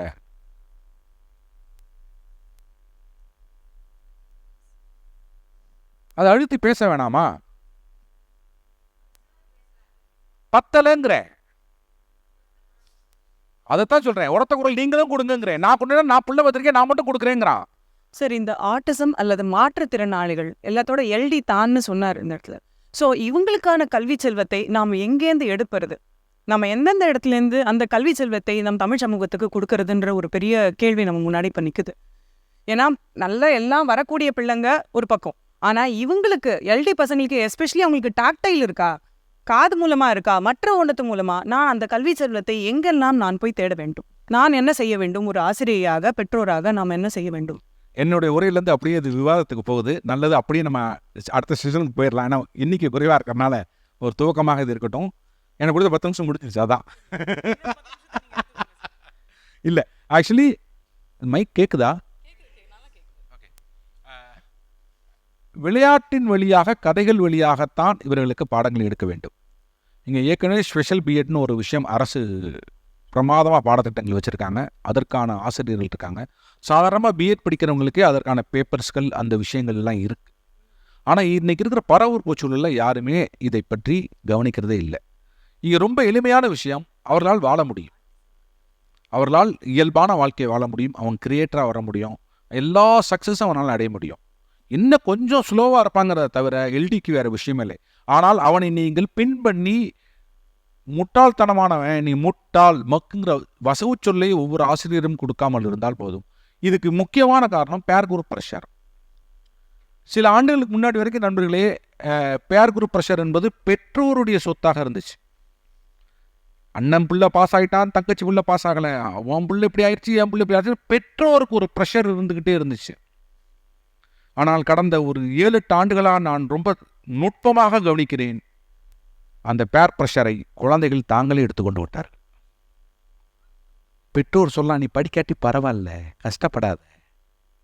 அதெல்லாம் கிடையாது, என் கூட எல்லாம் பாஸ் பண்ணாலே 90 மார்க் எடுத்துட்டா நான் 100 எடுக்க வேண்டாமா அப்படின்னு இவனே பேர் ப்ரெஷரை உருவாக்குறான்.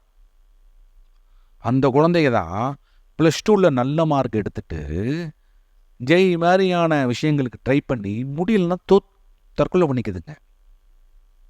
அப்போ இந்த கல்வி என்னத்தை போதிக்கிறோம்? நம்ம கதைகள் வழியாக பேச வேண்டியது இருக்குது. அறிவியலை மட்டும் பேசுறது இல்லைங்க, மனித உணர்வுகளை பேச வேண்டியிருக்கு. அறத்தை பேச வேண்டிய தேவை நமக்கு இருக்குல்ல. அறம் பேசுறது வேற ஒருத்தன், அறிவியல் மட்டும் பேசுவேன்னு சொல்லிட முடியுமா நம்மளால? இந்த உலகத்தில் நான் சொன்ன மாதிரி 2 விஷயங்களை தான் எல்லாருமே பேச முடியும் சார். உனக்கு கடவுள் இருக்கா இல்லையாங்கிறத ஆன்மீகத்தை பேச முடியும், அறிவியல் எல்லா வேலையும் பேச முடியும். இந்த நகத்தை இப்படி தேய்ச்சிக்கிட்டே இருங்க, சுகர் குறைஞ்சிரும் அப்படின்னு உட்காந்து வீடியோ போட்டுக்கிட்டு இருக்கான். யாராவது இங்கே வந்து வாக்கிங் போகிறவங்க காலையில் ரெகுலராக இருந்தீங்கன்னா நீங்கள் விதவிதமான கேரக்டரை பார்க்கலாம். அவ்வளவு கிடைக்குது. கை காலை சுற்றுறதெல்லாம் எக்ஸசைஸ் சார், அதெல்லாம் மறுக்கலை. ஆனால் இப்படி தூக்கிட்டே நடக்கணும், முழு ரவுண்டுக்கு எவ்வளோ சொல்லியிருக்காங்க. அவரால் இப்படியே நடந்துகிட்டே இருக்காரு. எனக்கு முன்னாடி ஒருத்தர் பாவமாக இருக்குது, இன்னொருத்தர் கை நகத்தை தேய்ச்சிக்கிட்டே நடக்கிறார். பாவமாக இருக்குது அவங்கள பார்க்கும்போது. ஆமாம், அது தெரிய மாட்டேங்குதே. அவ்வளோதான், ரோட்டில் இருக்கிற எல்லா வேப்ப மரத்தையும் மொட்டை அடிக்கிறாங்க, முழுசாக மேய்ச்சிக்கிட்டு இருக்காங்க, எல்லாம் தொழிலாக மேய்ச்சிக்கிட்டு இருக்காங்க அத்தனை பேரும். அப்போ இதெல்லாம் இன்னைக்கு இந்த ஷார்ட்ஸ், இந்த வீடியோஸ்லாம் நிறைய கிளம்பி வந்துக்கிட்டே இருக்குது. அப்போ இதை பற்றி பேசுகிறவர்கள் எல்டியை பற்றி பேசுங்களேன். லேர்னிங் டிசபிலிட்டி பற்றி கொஞ்சமாவது உணர்றோமா? நம்ம படிக்கலைன்னா ஆசிரியராக இருக்கிறவன் கூட அவன் படிக்கிறான், நீ படிக்கலையே திட்டுறோம். பெற்றோராக இருந்தால் உனக்கு என்ன குறை, ஆடுற பாடுற குதிக்கிறேங்கிறோம். அவனை கொஞ்சம் புரிஞ்சுக்க முயற்சி பண்ணுங்களேன். முதல்ல நான் லேர்னிங் டிசபிலிட்டி ஆளுன்னு எனக்கு எத்தனை வயசில் தெரியுமா? எனக்கு 35 வயசில் தெரியும். நண்பர்களே, எனக்கு 35 வயசுல தான் நான் லேர்னிங் டிசபிலிட்டி ஆளுன்னு தெரியும். ஏன்னா என் பிள்ளைக்கு ப்ராப்ளம் இருந்தது, என் குழந்தைக்கு பேச முடியாது, பிடிடி நோஸ், பிடிடிஸ்ன்னு டாக்டர் சொன்னாங்க. அது என்னன்னு தெரியலை, அந்த பேர் மறந்து போச்சு. ஸோ இது என்னன்னு டாக்டர்கிட்ட கேட்கும்போது டாக்டர் சொன்னாங்க, அது வந்து எல்லாத்துலேயும் கொஞ்சம் ஸ்லோவாக இருப்பான் அப்படின்னு. ஸ்லோவாக கற்றுக்குறான்னு சொன்னாங்க. நான் உடனே கூகுளில் போய் தேடுறேன், ஸ்லோவாக கற்றுக்கிற குழந்தை இது என்ன சொல்லுவது அப்படின்னு கேட்டோடனே அது வந்து லேர்னிங் டிசபிலிட்டின்னு சொல்லிச்சு. உள்ள உட்காந்து படிக்க ஆரம்பித்தேன். படித்தா இது பூரா நமக்கு இருக்கே, எழுத்தை மாற்றி போடுறது, இடது விழுது தெரியாது. இன்றைக்கி எனக்கு வந்து இன்றைக்கும் நான் வந்து பாக்கெட்டில் சில்லறை வச்சுருப்பேன். 200 10 ரூபாயை வச்சுருப்பேன். 37 ரூபா ஒரு கடையில் கொடுத்து 100 ரூபா கொடுத்துட்டேன். மிச்சம் கொடுத்தா எனக்கு என்ன தெரியாது, நான் விரல் விட்டுன்னுவேன். கடைக்காரன் என்னை சிரிக்கிறான் என்னை பார்த்து. அதனால் சில்லறை காசு வச்சுருக்கேன். 30 ரூபா எடுத்து கொடுப்பேன், ஒரு 5 ரூபா எடுத்து கொடுப்பேன், ஒரு 2 ரூபா எடுத்து கொடுப்பேன். நான் வாழ்க்கையை வாழ முடியுது என்னால்.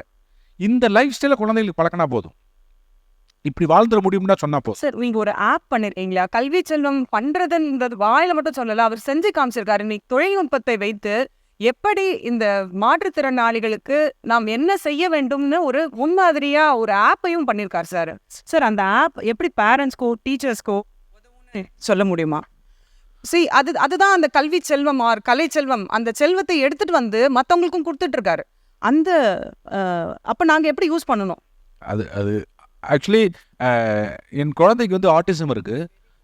அந்த குழந்தையினால சரியாக உரையாட முடியாது. அப்போ அவனுடைய பிஹேவியர், அவனுடைய கோபம், அவனுடைய கண்ணீர், அவனுடைய அழுகை எல்லாத்துக்கும் காரணம் வந்து அவனால் உரையாட முடியாதது தான் அப்படின்னு என் மனைவி யோசிக்கிறா. என் மனைவி என்கிட்ட டிஸ்கஸ் பண்ணுறா. நாங்கள் 2 பேரும் என்ன பண்ணலான்னு யோசிக்கும்போது மனைவி சாஃப்ட்வேர் இன்ஜினியர். அவன் சொன்னால் இவன் கம்யூனிகேட் பண்ணுறது ஒரு ஆப் இருந்தால் நல்லாயிருக்கும். ஏன்னா மொபைலில் அவன் பாட்டு கேட்குறான், எல்லாம் பண்ணுறான்.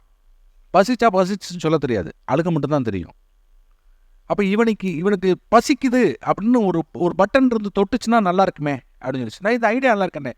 ஏற்கனவே இங்கே மார்க்கெட்டில் சில ஆப்புகள் அது மாதிரி இருக்குது, சில செயலிகள் இருக்குது. ஆனாலும் பயங்கர காஸ்ட்லியாக இருக்குது, நம்ம இலவசமாக செய்வோம் அப்படின்னா யூசர் ஃப்ரெண்ட்லியாக எங்களுக்கு தெரிஞ்ச 2-3 தம்பிகளோடு சேர்ந்து பேசி அரும்பு மொழி அப்படின்னு அந்த செயலியை நாங்கள் வந்து ரிலீஸ் பண்ணோம். 2019 ரிலீஸ் பண்ணோம். அரும்பு மொழி கூகுள் ப்ளே ஸ்டோரில் இப்போ கிடைக்காது, அது காரணம் சொல்கிறேன். அப்போ அந்த செயலி வந்து ரிலீஸ் பண்ணோம். சில ஆண்டுகள் கழித்து சில மாதங்கள்லேயே நிறைய ஸ்பெஷல் ஸ்கூல்லேருந்துலாம் எங்களுக்கு ஃபீட்பேக் வர ஆரம்பிச்சது. சார், இங்கே பேச முடியாத குழந்தைகளுக்கு இந்த செயலியை வைத்து கொண்டு நாங்கள் பாடம் நடத்துகிறோம், அதன் வழியாக அந்த குழந்தை வந்து பேசுது, தனக்கு தேவையானதை சொல்ல முடியுதுன்னு. அது மட்டும் இல்லாமல் நாங்கள் அந்த ஆப்லேயே வேறு ஒரு விஷயம் வச்சுருந்தோம்.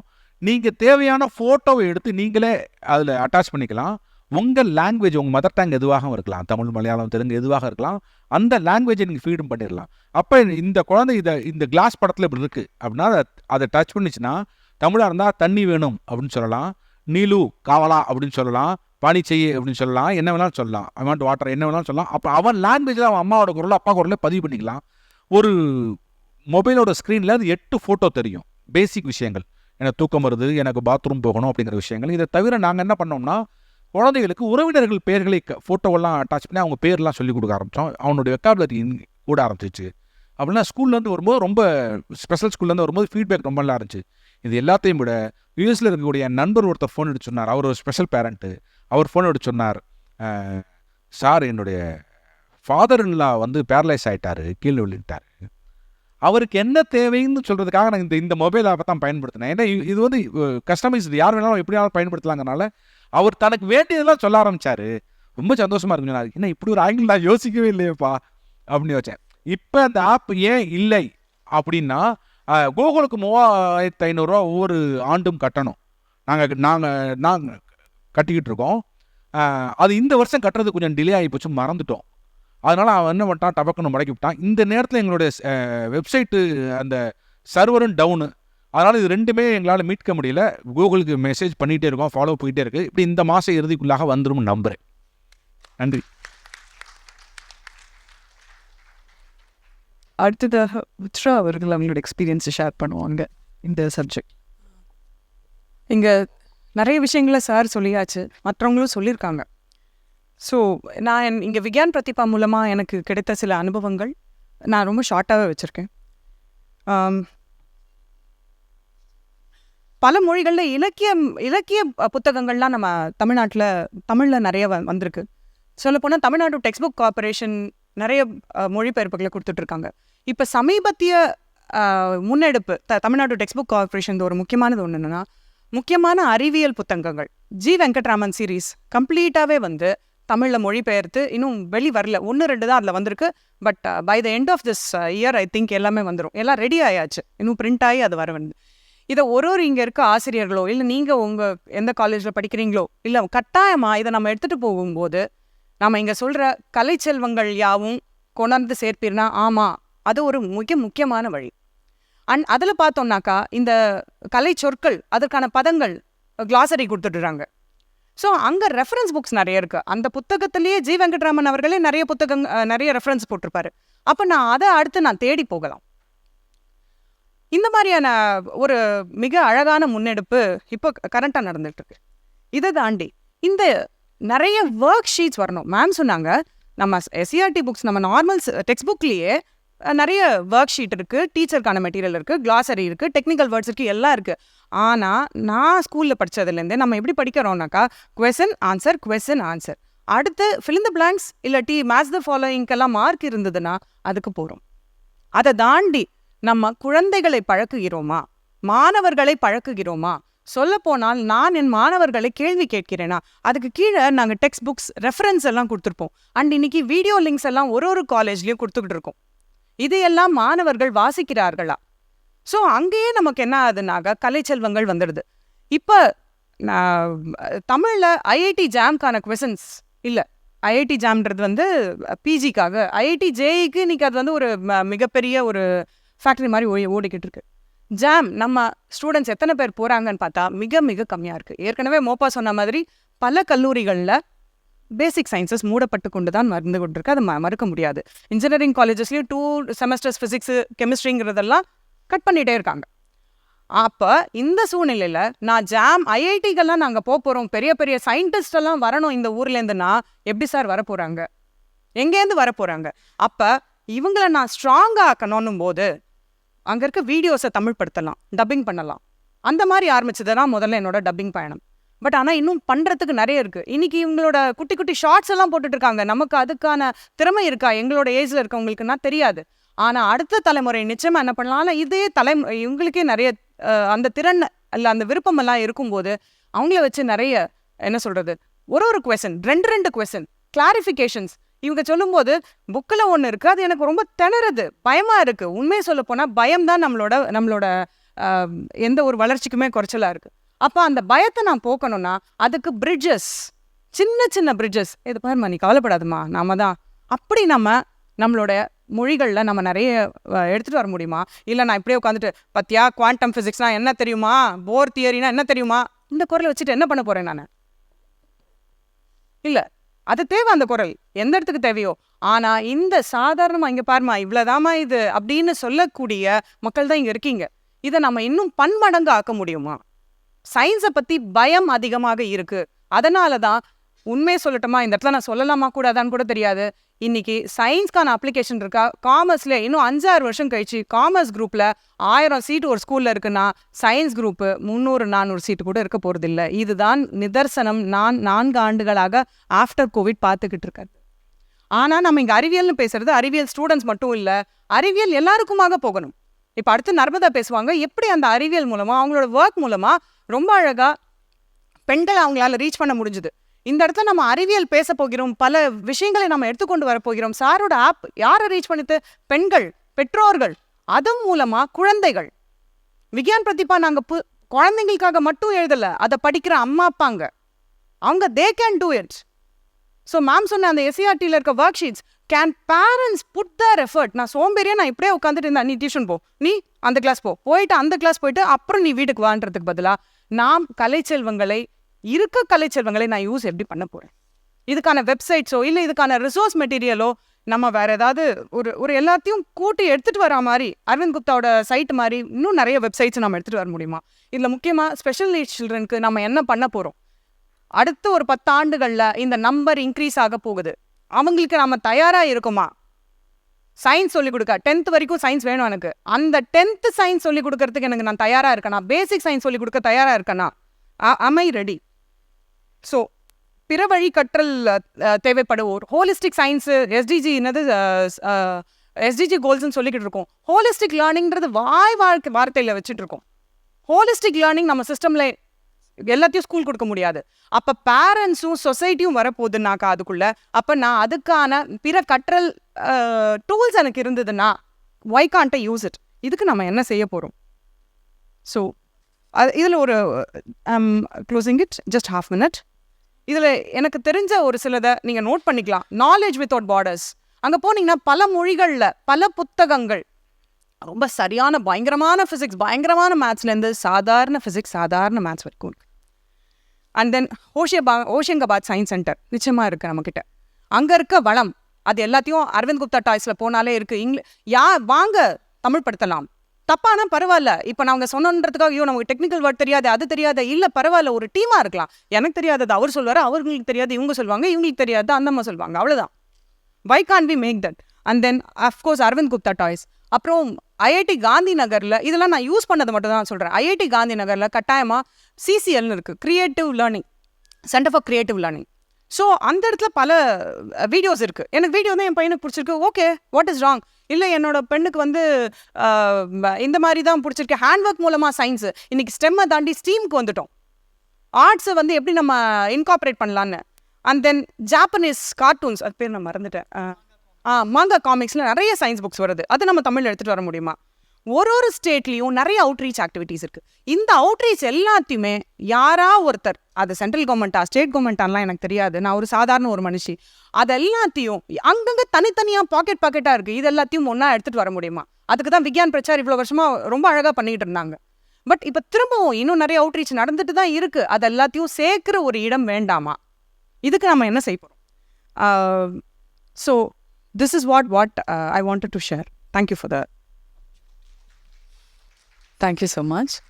இப்போ அடுத்ததாக வந்து இந்த கலைச்செல்வங்களை வந்து கொண்டு வந்து சேர்க்குறதுங்கிறதுல நான் என்னுடைய ஒர்க் ப்ராசஸில், ஏன்னா நான் வந்து +2 வரைக்கும் தான் நான் வந்து சயின்ஸ் சப்ஜெக்ட்ஸ் படிச்சிருக்கேன். அதுக்கப்புறம் வந்துட்டு எலக்ட்ரானிக் மீடியா படித்தேன். எலக்ட்ரானிக் மீடியாவில் எப்படி கம்யூனிகேஷன் பண்ணுறது அப்படிங்கிற அந்த, ஆமாம், எலக்ட்ரானிக் மீடியாவில் இருக்கும், டெக்னிக்கல் பேப்பர்ஸ்லாம் இருக்கும். பட் இருந்தாலும் அது வந்து அதாவது என்ன சொல்கிறது, எலக்ட்ரானிக் மீடியாவும் சயின்ஸ் பேப்பர் தான் சொல்கிறாரு. பட் நம்ம அறிவியல் பாடங்களை இப்போ ஃபிசிக்ஸ், கெமிஸ்ட்ரி இந்த மாதிரியான இது வந்து ஃபுல் ஃப்ளெட்ஜாக படிக்க போகிறது கிடையாது. ஸோ ஸ்ட்ராட்டஜிஸ் ஆஃப் கம்யூனிகேஷன், அந்த பிரிண்ட், எலக்ட்ரானிக், வெப்பு, இந்த மாதிரி இதில் எப்படி பண்ண போகிறோம் அப்படிங்கிற அந்த அடிப்படைகள் தான் அதில் வந்து நம்ம படிச்சிருப்பேன். அப்போ நான் வந்து பட்டம் மாணவர் இதற்கு நான் வந்து பணியாற்றணும். நான் ஒரு அனுபவமாகவே சொல்கிறேன். எனக்கு வந்துட்டு என்னோடய பொறுப்பாசிரியர் வந்து ஒரு விசிட்டிங் கார்டு கொடுக்குறாரு. இவர் ரொம்ப பெரிய ஆளுங்க, நீங்கள் அவர்கிட்ட பேசும்போது பார்த்து பேசுங்க, நிறைய அவருக்கு விஷயம் தெரிஞ்சிருக்கு. அவர் கொண்டு வந்து புக்ஸ் கொடுத்துருக்குறாரு. எண்களின் நண்பர்னு சொல்லிட்டு ராமானுஜனை பற்றி ஒரு புக்கு, அவர்கிட்ட நீங்கள் பேசுங்க, அவர் வந்து நல்ல ரிசோர்ஸாக இருப்பார் அப்படின்றாங்க. அப்புறம் வந்து அவர்கிட்ட நான் பேசினும்போது ஒரு ஆர்டிக்கிள் வந்து எனக்கு அனுப்புகிறாரு. ப்ரைம் நம்பர் வந்து அப்போ லார்ஜஸ்ட் ப்ரைம் நம்பர் வந்து அந்த கட்டத்தில் வந்து டிஸ்கவர் பண்ணியிருந்தாங்க. அதை பற்றி ஒரு எழுதி கொடுத்தாரு. நல்லா புரியுதே நமக்கு, ஏன்னா நமக்கு மேக்ஸ் நான் +2ல் 196 வாங்கியிருக்கேன் மேத்தமேட்டிக்ஸ்லாம். ஆனாலும் வந்து காம்ப்ளெக்ஸ் நம்பர்னால் 2 டைமென்ஷனல் நம்பருங்கிறலாம் புரியவே புரியாது. அப்போது இந்த விஷயங்களெல்லாம் வந்து அப்போ நல்லபடியாக எழுதுனா, எளிமையாக வந்து ஒரு விஷயத்தை விளக்குனா கண்டிப்பாக புரியும். இப்போ இந்த மோ பாண்டியராஜன் அவர்கள் சொன்னாங்க, எப்படி வந்து கணிதம் வந்து ஒரு பெரிய ஒரு நைட்மேராக வந்து பிள்ளைங்களுக்கு இருக்குது. அப்போ நானாக தேடி கண்டுபிடிக்கும் போது, இப்போ எனக்கு வந்து அப்போ ஒரு 35 வயசு, 35 வயசில் கொஞ்சம் மூளைலாம் வளர்ந்துருக்கு, கொஞ்சம் எக்ஸ்பீரியன்ஸ் வளர்ந்துருக்கு, மல்டி டைமென்ஷனாக நம்ம கொஞ்சம் உள்வாங்கியிருக்கோம். அப்போ நான் ஏதாச்சும் தேடி படிக்கும்போது என்ன புக்ஸ் நான் படிக்க முடியும் அப்படின்னு நிறைய ரெஃபரன்சஸ் நான் ஃபஸ்ட்டு கேட்டேன். தாவி வீட்டை கூட சில இதெல்லாம் கேட்டிருக்கேன். விஞ்ஞான் பிரசார்லேருந்து நிறைய வந்து இன்டர்வியூஸை வந்து இன்டர்வியூ ஃபார்ம்லேயும் இருக்கும், அது வந்து டிரான்ஸ்கிரைப் பண்ணி கம்பைலேஷன்ஸை கொண்டு வந்திருப்பாங்க. சிஎஸ்ஐஆருடைய பிரேக் த்ரூ ரிசர்ச்சஸ்லாம் கூட அதில் கண்டெம்பரரி ரிசர்ச்சஸ்லாம் வந்திருக்கு. ஐ திங்க் அந்த புக்கெல்லாம் வந்து நம்ம ஒவ்வொரு லாங்குவேஜ்லேயும் கொண்டு போய் சேர்க்கணும், வெவ்வேறு ஃபார்ம்ஸில் சேர்க்கணும், இல்லஸ்ட்ரேட்டடில் சேர்க்கணும், வீடியோஸில் சேர்க்கணும். அவ்வளோ விஷயங்கள் இருக்குது நமக்கு செய்கிறதுக்கு. ஸோ விஷயங்கள் எல்லாமே அங்கங்கே இருக்குது அப்படிங்கிறத வந்து தெரிஞ்சுக்கிட்டோம். ஸோ எல்லாத்தையும் சேர்த்து கம்பைல் பண்ணி அதை அப்பப்போ கம்பைலேஷன்ஸ், அது ஒரு டீம் ஒர்க்காக, ஒரு ஜாயிண்ட் இனிஷியேட்டிவாக அதை கொண்டு வர்றது தான் மெயின். இது நான் என்னுடைய இன்ஃபரன்ஸில் கடைசியாக சொல்ல வேண்டியது இப்போயே சொல்லிட்டேன். ஸோ அப்படி பார்க்கும்போது நான் ஒவ்வொரு சப்ஜெக்ட்லேயும் தேடும்போது short history of nearly everything இதெல்லாம் நான் படித்து பார்த்துருக்கேன். இவ்வளோ சுவாரஸ்யமான நடையில் சொல்ல முடியுமா அப்படின்னு வந்து பயங்கர ஆச்சரியமாக இருந்திருக்கு.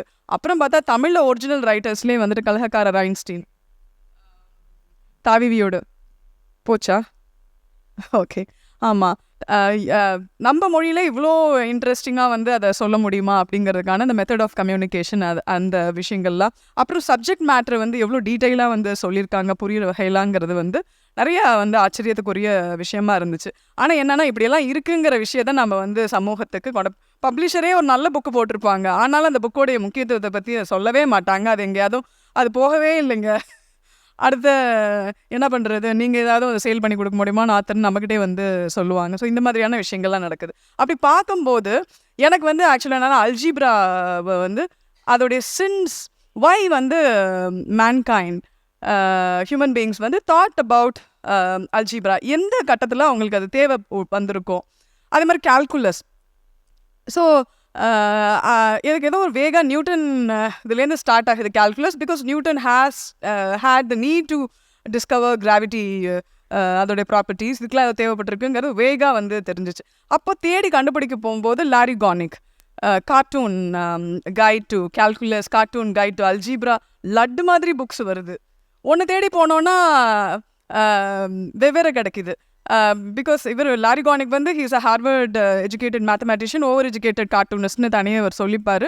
நிறைய விஷயங்களை கார்ட்டூன் கைட் டு யூனிவர்ஸ் அப்படின்லாம் கூட, cartoon history of the universe பற்றின ஒரு சோஷியோ பொலிட்டிக்கல் ஹிஸ்ட்ரிலாம் கூட ஃபுல்லாகவே இல்லஸ்ட்ரேட்டட் ஹிஸ்ட்ரி. உங்களுக்கு வந்து பிக் பேங் தியரியிலேருந்து ஸ்டார்ட் ஆகி அது வரும். ஒண்டர்ஃபுல்லாக இப்படி ஒரு நரேட்டிவை சொல்ல முடியுமா? இது நம்ம வந்து மாடலாக எடுத்துக்கிட்டு எதை வேணால் சொல்ல முடியும். வாட் இஸ் ஜெண்டர் ஈக்குவாலிட்டிங்கிற விஷயத்த சொல்ல முடியும். பல்வேறு ஃபீல்டில் வந்துட்டு சோஷியல் எல்லாத்துலேயுமே அப்ளை பண்ணி பார்க்க முடியும். அது மாதிரி ஒண்டர்ஃபுல் புக்ஸ் இருக்குது. அதே மாதிரி மேத்தமேட்டிக்ஸ் வந்து நைட் மேர்னு நம்ம சொல்கிறோம். ஜீரோங்கிற கான்செப்டை புரிஞ்சுக்கிறதுக்கு வந்து அவ்வளோ நமக்கு வந்து நம்ம எல்லாமே நம்ம நாட்டில் தான் கண்டுபிடிச்சாங்க. ஸோ அப்படின்லாம் சொல்கிறாங்க. ஸோ இந்த விஷயங்கள்லாம் உண்மையா? எவ்வளோ வருஷம் அப்பஸ்தம்பானா என்ன கண்டுபிடிச்சாரு? ஒரு ஸ்கொயர் இருக்குது, அதோடைய ஏரியா வந்து ஸ்கொயராகவே இருக்கணும், ஆனால் அதை வந்து டபுள் ஆக்கணும் அப்படின்னா அதுக்கு வந்து √2 தேவைப்படுதுங்கிறத வந்து அவர் கண்டுபிடிச்சிருக்காரு. அந்த √2 எப்படி டிரைவ் பண்ணுறதுங்கிற விஷயத்த அவர் வந்து அந்த ஃபார்முலா சொல்லியிருக்காரு. அண்ட் ஏன் அவங்களுக்கு தேவைப்பட்டுச்சுன்னா ஆல்டர்ஸ். இப்போ நம்ம யாக குண்டம்லாம் ஓமகுண்டம்லாம் பார்த்தோன்னா ஒரு ஸ்கொயர் மேலே சின்னது அப்படியே வந்துட்டே இருக்கும். ஸோ இந்த நீடை ஒட்டி அவங்க கண்டுபிடிச்சிருக்காங்க அப்படிங்கிறது. பட் அந்த சயின்ஸ் டிஸ்கவரி, அந்த மேத்தமேட்டிக்ஸ் கான்செப்ட் டிஸ்கவரிங்கிறது முக்கியம். அடுத்த ஸ்டேஜுக்கு நம்ம இவால்வ் பண்ணியிருக்கோம். ஸோ இந்த மாதிரியான விஷயங்களெல்லாம் வந்து நிறைய நூல்கள் வந்து எழுதப்பட்டிருக்கு. நம்மளுடைய விஷயம் தேடி கண்டுபிடிச்சி படிக்கிறது தான். பட் நான் ஐடென்டிஃபை பண்ண சில சோர்சஸில் லாரி கானிக் நான் சொல்வேன். அப்புறம் எப்போவுமே ஒரு சயின்டிஸ்ட் வந்து ஒரிஜினலாக எழுதியிருக்கிற ஒரு விஷயத்தை நமக்கு படித்து பார்க்கணுன்ற ஒரு க்யூரியாசிட்டி இருக்கும்.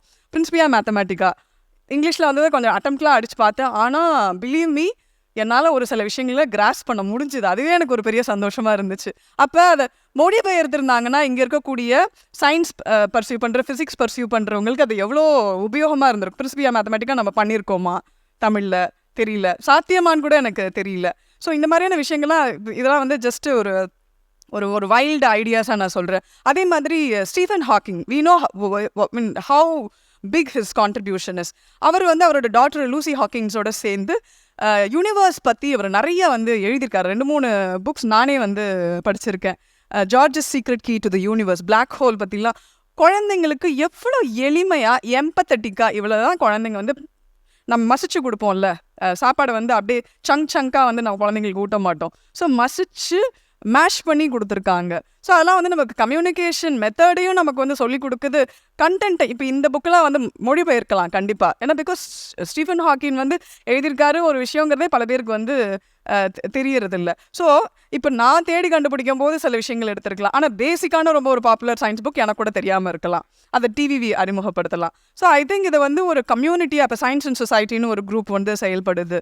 ஸோ நிறைய போட்டுட்ருக்காங்க.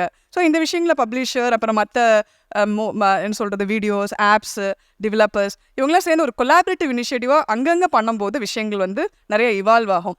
அண்ட் வந்து சயின்ஸ் கம்யூனிகேஷனில் செயல்பட விரும்புகிற இப்போ நாராயணிலாம் வந்து ரொம்ப நல்லா மெரைன் பயாலஜி பற்றி அவ்வளோ இன்ட்ரடக்ஷன் புக்ஸ் வந்து பண்ணுறாங்க. அன்றைக்கி ஒரு இதில் கேதரிங்கில் பார்த்தேன், சில்ட்ரன் கூட அவ்வளோ ஒரு போரே அடிக்காத பசங்களை வந்து அவ்வளோ கேள்வி செஷனே நிறுத்த விட மாட்டேங்கிறாங்க. அந்தளவுக்கு வந்து என்கேஜ் பண்ணுறாங்க. ஸோ ஐ திங்க் ஒவ்வொரு ஃபீல்டும், என்வாயர்மெண்ட்டாக இருக்கலாம், மேத்தமெட்டிக்ஸாக இருக்கலாம், ஃபிசிக்ஸாக இருக்கலாம், கெமிஸ்ட்ரியாக இருக்கலாம், what are the good books எல்லா சின்ஸ் த ஏர்லியஸ்ட் டைம்ஸ் என்னென்னா நமக்கு வந்திருக்கு, அதில் உள்ள கான்செப்ட்ஸ் எப்படி இவால்வ் ஆயிருக்குங்கிறதுக்கும் ஃபர்தர் புக்ஸ் இருக்குது. So I think we have to work on various areas. அதை ஓரளவுக்கு வந்து நம்ம கன்சாலிடேட் பண்ணி பார்த்தோம். But this is a mammoth task. So இதெல்லாம் வந்து எனக்கு ஒரு ஒரு ஒரு என்ன சொல்கிறது, விஷாக இருக்குது. ஸோ அதை நம்ம வந்து ஒரு கலெக்டிவாக தான் வந்து அதை சாத்தியப்படுத்த முடியும் அப்படின்னு நான் நினைக்கிறேன். ஸோ திஸ் இஸ் அபவுட் இந்த கலைச்செல்வங்களை கொண்டு வரதில் எனக்கு இருக்கக்கூடிய சில சஜஷன்ஸை வந்து I am registering. Yeah, thank you. Thanks சொல்ல விடல. இன்னொரு நர்மதா, எஸ், இன்னொரு ஆஸ்பெக்ட் உங்ககிட்டேருந்து நான் கேட்க விரும்புகிறது, விமன் அந்த சீலிங் பிரேக் பண்ணணும், விமன் ஸ்டெம்ல இன்னும் நிறைய வரணும் அப்படின்லாம் சொல்லும்போது you work with lot of women in I mean across the thing.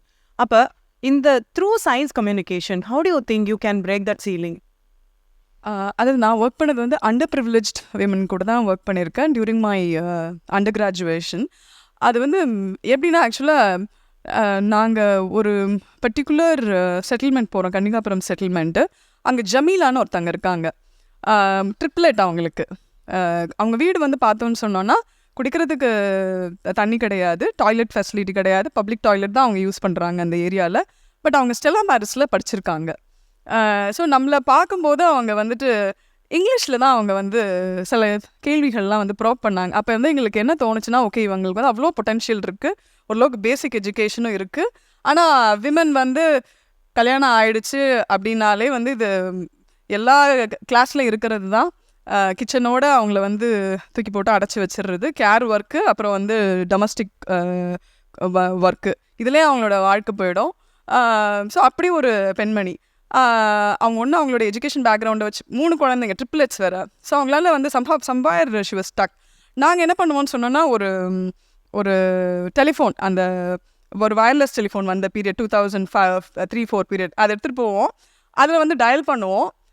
So இன்றைக்கி சப்ஜெக்ட் வந்து வாட்டர் வந்து ஏன் வேணும், அதோட ரோல் என்ன இந்த யூனிவர்ஸில், அதை பற்றி ஒவ்வொரு நிமிஷம் அதை பற்றி என்னென்னலாம் பேச முடியும். இந்த விமனுக்கு எது ரெலவெண்ட், தண்ணி குடிக்கிறது, இந்த ஹைட்ரேஷன் வந்து என்ஷூர் பண்ணுறது, ஸோ இந்த விஷயங்களாமும் நம்ம சொல்லணும், பேசணும். அவங்கள வந்து பேச விடுவோம். ஸோ அவங்க வந்து திக்கி திணறி நிறைய விஷயங்களை வந்து தப்பாகவும் சொல்லுவாங்க. பட் அதை கரெக்ட் பண்ணுவோம். கரெக்ட் பண்ண பிறகு என்ன பண்ணுவோன்னா, ஒரு எக்ஸ்பர்ட்டை வந்து ஸ்டேஷனில் வெயிட் பண்ணிகிட்டு இருப்பாங்க. அவங்க வந்து நம்ம சொல்கிற விஷயங்களை எது சரி எது தப்பு அப்படிலாம் சொல்லி வந்து அனலைஸ் பண்ணுவாங்க. ஸோ இப்படி வந்து லைவ் ப்ரோக்ராமிங், ரெக்கார்டட் ப்ரோக்ராமிங், இப்படி எல்லாத்தையும் வந்து செஞ்சுக்கிட்டு இருந்தோம். ஒரு கட்டத்தில் நான் கேம்பஸில் இருந்தபோது விமனை வச்சு அப்புறம் ஒரு ஸ்கிட் ரெடி பண்ணுறது, அவங்களே வந்து செய்ய வைக்கிறது, அப்புறம் அதில் வந்து கரெக்ஷன்ஸ் பண்ணுறது, அவங்க செய்கிறதுக்கு முன்னாடி அவங்களுக்கு சில இன்ட்ரடக்ஷன் மெட்டீரியல் கொடுக்கறது, அதை படிக்க வச்சு அவங்கள செய்ய வைக்கிறது, அவ்வளோ ஒரு பியூட்டிஃபுல்லாக வந்து கடைசியில் அவங்களே வந்து ஒரு ப்ரோக்ராம் வந்து செய்கிறதுல கிட்டத்தட்ட ஒரு 30% to 40% வந்து கான்ட்ரிபியூட் பண்ண ஆரம்பித்தாங்க.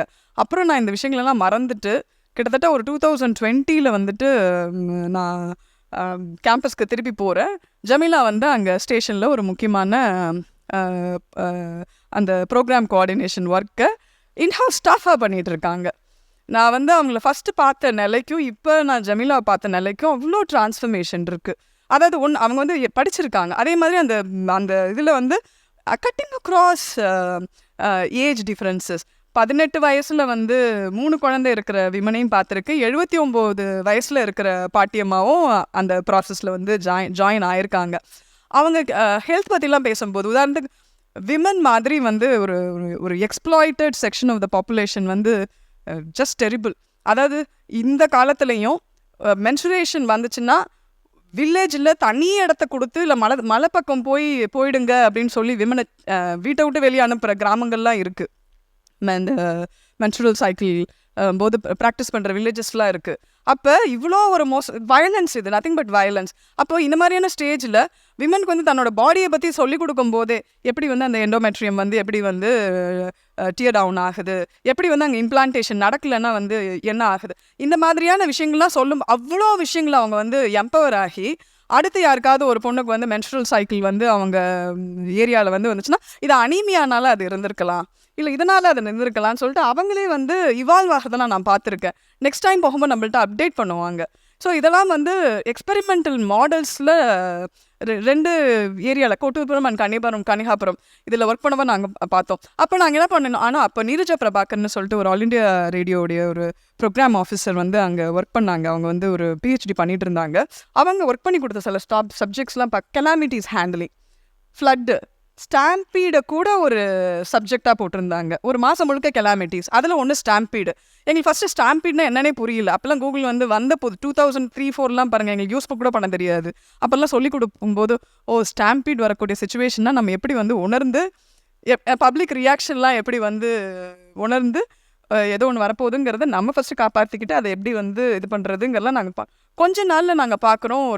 ஒரு ஃப்ளட்டில் எம்ஜிஆர் நகரில் டிஸ்ட்ரிபியூஷன் நடக்கும்போது ஸ்டாம்பீடு இருந்து நிறைய பேர் வந்து இறந்து போனாங்க. ஸோ ஸோ நம்ம சொல்லிக் கொடுக்கறதுக்கு, தெரியப்படுத்துறதுக்கு, அப்புறம் இன்வால்வ் பண்ணி அந்த ப்ராசஸ்குள்ளே கொண்டு வரதுக்கு நிறைய விஷயங்கள் வந்து இருக்குது. பட் என்னென்னா இப்போ வந்து நிறைய என்ன சொல்கிறது, எலக்ட்ரானிக் மீடியாவில் வந்துட்டு நம்ம we have various forms apps இருக்குது. ஆண்ட்ராய்டெலாம் எங்கள் அம்மாலாம் வந்து தொடவே மாட்டேன்னு சொன்னாங்க. இப்போ போய் பார்த்தா யூடியூபாக பார்த்து தள்ளிக்கிட்டு இருக்காங்க. ஏன்னா அவங்களுக்கு வந்து என்னென்னா ஒரு விஷயத்துக்குள்ளே வந்து அடாப்ட் பண்ண ஆரம்பிச்சிட்டாங்கன்னா அதுக்கு வந்து there is no end. So அப்போ நிறைய மீடியம் இருக்கும்போது நம்ம நிறைய மெட்டீரியல்ஸை வந்து உருவாக்க முடியும். So I think we can break the ceiling. So இதுதான் நான் என்னோட எக்ஸ்பீரியன்ஸில் working with marginalised women, most marginalised women நான் உணர்ந்தது. I think audience will definitely agree with you. சில பதிப்பகங்கள் பண்ணுறாங்க. இப்போது இந்த மாதிரி சயின்ஸ் ஓரியன்டாக இல்லை சயின்ஸ் ஃபிக்ஷன்ஸு நிறைய புத்தகங்கள் தமிழ்லேயும் இருக்குது. அது மாதிரி இப்போது எஸ்சிஆர்டி அந்த மாதிரி எதுவும் பண்ணுற திட்டங்கள் ஏதாவது இருக்குதா? எஸ்சிஆர்டியில் மொழிபெயர்ப்பு தானே சார்? எஸ், மொழிபெயர்ப்பு பணிகள் அப்படின்னும்போது எஸ்சிஆர்டியில் வந்து நிறைய பணிகள் நடந்துகிட்ருக்கு சார். ஏன்னா நான் தான் கலை திட்டத்துக்காக துணை இயக்குனராக இருந்தேன். அப்போது முதல்ல நம்ம இப்போ உருவாக்கும் போது ஆங்கில வழியில் தான் நம்ம வந்து புத்தகங்கள் உருவாக்கப்படுது. அடுத்து சிறுபான்மை மொழிகளில் மலையாளம், தெலுங்கு, கன்னடா எல்லா மொழிகள்லேயும் அனைத்து பாடங்களுமே மொழிபெயர்க்கப்பட்டுள்ளது.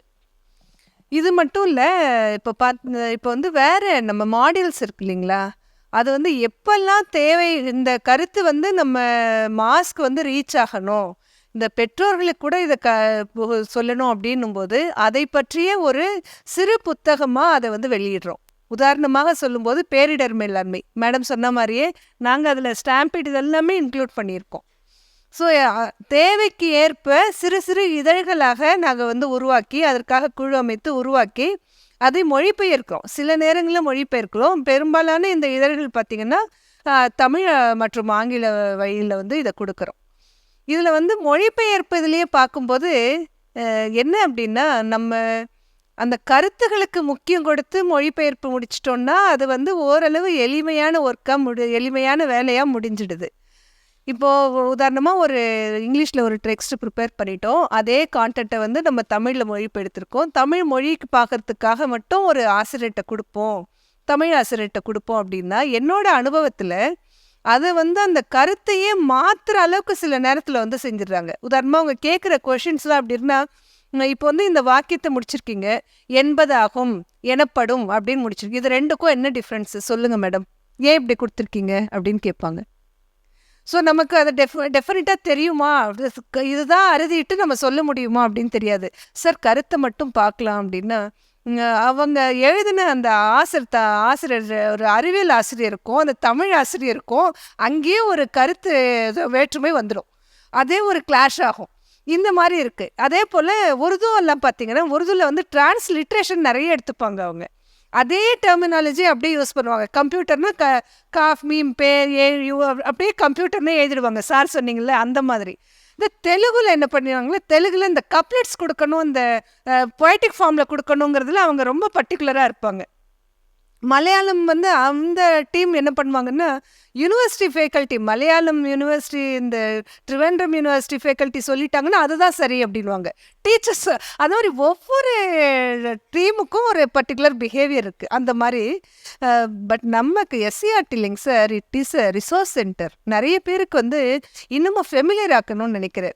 மெத்த படித்தவர்களும் சரி, ஆசிரியர்களும் சரி. இப்போ நம்ம இவ்வளோ பாக்கெட் தான் நிறைய செஞ்சுருக்கோம் அப்படின்னாங்க இல்லையா, இதெல்லாம் ஒரு சிங்கிள் பாயிண்ட் ஆஃப் கான்டாக்டாக கொடுக்குற ஒரு வளமிக்க மூல ஆதாரம், அப்படியே ஒரு ரிசோர்ஸாக நீங்கள் வந்து செய்யலாம் இந்த மாதிரி எல்லாத்துக்கும். என்ன இப்போ வந்து கான் ஆர் த டேஸ் நீங்கள் சொன்னீங்க இல்லையா, ஒரு பாடத்தை ஒட்டி வினாக்கள் கொடுக்கப்பட்டிருக்கு, இந்த பக்கத்தில் இந்த வரியிலேருந்து இதற்கு விடை, அதெல்லாம் இல்லை, அதெல்லாம் காலமே மாறிடுச்சு. இப்போது we have not given such questions now. இப்போ ஆசிரியர்களுக்கு அந்த மாதிரி கொஷினே இல்லை. ஒரு மாணவன் மீத்திறன் மிக்க மாணவனாக இருந்தாலும் அவனோட நிலைமைக்கு ஏற்ற மாதிரி ஹையர் ஆர்டர் கொஷின்ஸ் மட்டுமே கொடுக்கக்கூடியதாக ஸ்டேட் ஃபுல்லாக நம்ம மாநிலம் முழுக்க இருக்கக்கூடிய அசஸ்மெண்ட் செல்லுன்னே ஒரு இருக்குது. பார்த்திங்கன்னா நம்ம ஸ்டேட்டில் இருக்கிற மாதிரி அசஸ்மெண்ட் செல் வந்து நெக்ஸ்ட்டு டெல்லி இங்கே தான் இருக்கும் போல், அந்த அளவுக்கு இருக்குது. எந்த ஒரு தீம்லேயும் ஆயிரக்கணக்கான கேள்விகள் இருக்குது. எந்த ஒரு டீச்சரும் நான் நல்ல ஒரு கொஷின் கிரியேட் பண்ணியிருக்கேன், ஒரு சின்ன ஆப்ஜெக்டிவ் டைப் கொஷினாக இருக்கலாம், டிஸ்கிரிப்டிவாக இருக்கலாம், அது அப்படியே வந்து அவ்வளோ நல்ல ஒரு டெக்னிக்கல் டீம் இருக்குது. ஸோ இந்த ரிசோர்ஸ் எல்லாம் நம்ம நல்லா வந்து பயன்படுத்திக்கணும். ஏன்னா இப்போ இருக்கிற டைரக்டரும் சரி, இந்த பொலிட்டிக்கல் வில்லும் சரி, இதை வந்து we should make them knowledgeable. Science வந்து எல்லா தடைகளையும் மீறி இருக்கணும். ஜெண்டர், காஸ்ட், க்ரீட், எதுவும் எந்த டிஃப்ரென்ஸுமே இருக்கக்கூடாது. Language also should not be a barrier.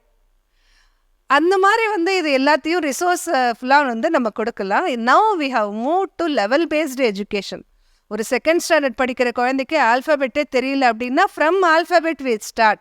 இப்போ 8th ஸ்டாண்டர்டில் இருக்கிற ஒரு குழந்தை கிராஜுவேட் மாதிரி இருக்குது அவனோட நாலேஜ் லெவல் அப்படின்னா from that level we start. அந்த மாதிரி இன்னோவேஷன்ஸ் எல்லாம் இருக்குது. We have to take it to the mass. மாற்றுத்திறனாளிகள், பார்வைத்திறனற்றவர்கள், அதுவும் முக்கியமாக பெண்கள், இவர்களுக்கு ஏன் வந்து ஒரு சிறப்பு கலைப்பொருட்களை உருவாக்கி அல்லது இந்த அரசிட்ட சொல்லி உருவாக்க சொல்லி இவர்களையும் அந்த சமூகத்தில் பிறந்தவர்கள் தான், இந்த சமூகத்தினுடைய குடிமகன்கள் தான், இவர்களையும் இந்த சமூகம் சமமாக அங்கீகரிக்கணும். அது மட்டுமல் இதெல்லாம் முடித்ததுக்கப்புறம் அவர்களுக்கு பணியும் கொடுக்கணும் அப்படின்னு ஒரு கோரிக்கையை நம்ம வைப்பது என்பது இதன் மூலம் ஒரு சரியாக இருக்கும்னு நினைக்கிறேன். ரெண்டாவது, நர்மதா மேம்க்கு ஒரு கேள்வி. நீங்கள் 2 இடத்துல மட்டும் பெண்களை பற்றி பார்த்துருக்கீங்க. பெண்கள் எப்போவுமே திறமைசாலிகள், கற்றுக்கொண்டதெல்லாம் விடமாட்டாங்க. திறமையற்றவர்கள்னு சொன்னால் அது நியாயம் இல்லாத வார்த்தை. நீங்கள் 2 ஊரில் மட்டும் பார்த்ததை அந்த தமிழகம் முழுசும் இருக்கக்கூடிய இந்த மாதிரி ஸ்லம் ஏரியாஸில் எவ்வளோ பேர் இருக்காங்க, எவ்வளோ பேர் படிச்சுட்டு வேலை இல்லாமல் இருக்காங்க, படிச்சுட்டு குடும்பத்தில் முடங்கி எத்தனை பேர் இருக்காங்க, குடும்பத்தில் அவங்க மரியாதை இல்லாமல் வந்து சமைச்சு போடுறதுக்கு மட்டும் இருக்காங்க. அப்படிங்கிறத பற்றி ஒரு கணக்கெடுப்பு செஞ்சு அவர்களுக்கு ஒரு தனியாக ஒரு ட்ரைனிங் கொடுக்கறதுக்காக ஏற்பாடுகள் பண்ணுறதுக்காக வாய்ப்புகள் இந்த தமிழகத்தில் உருவாக்க முடியுமா? இப்போ இல்லாட்டி இன்னும் குறைந்தபட்சம் ஒரு 25 ஆண்டு காலத்துக்கு மகமாவது செய்ய முடியுமான்னு பார்க்குறோம். அடுத்து அந்த சமீம் மேம்கிட்ட சொல்கிறேன், நிறைய விஷயம் குழந்தைகளுக்கு செஞ்சுருக்குறாங்க.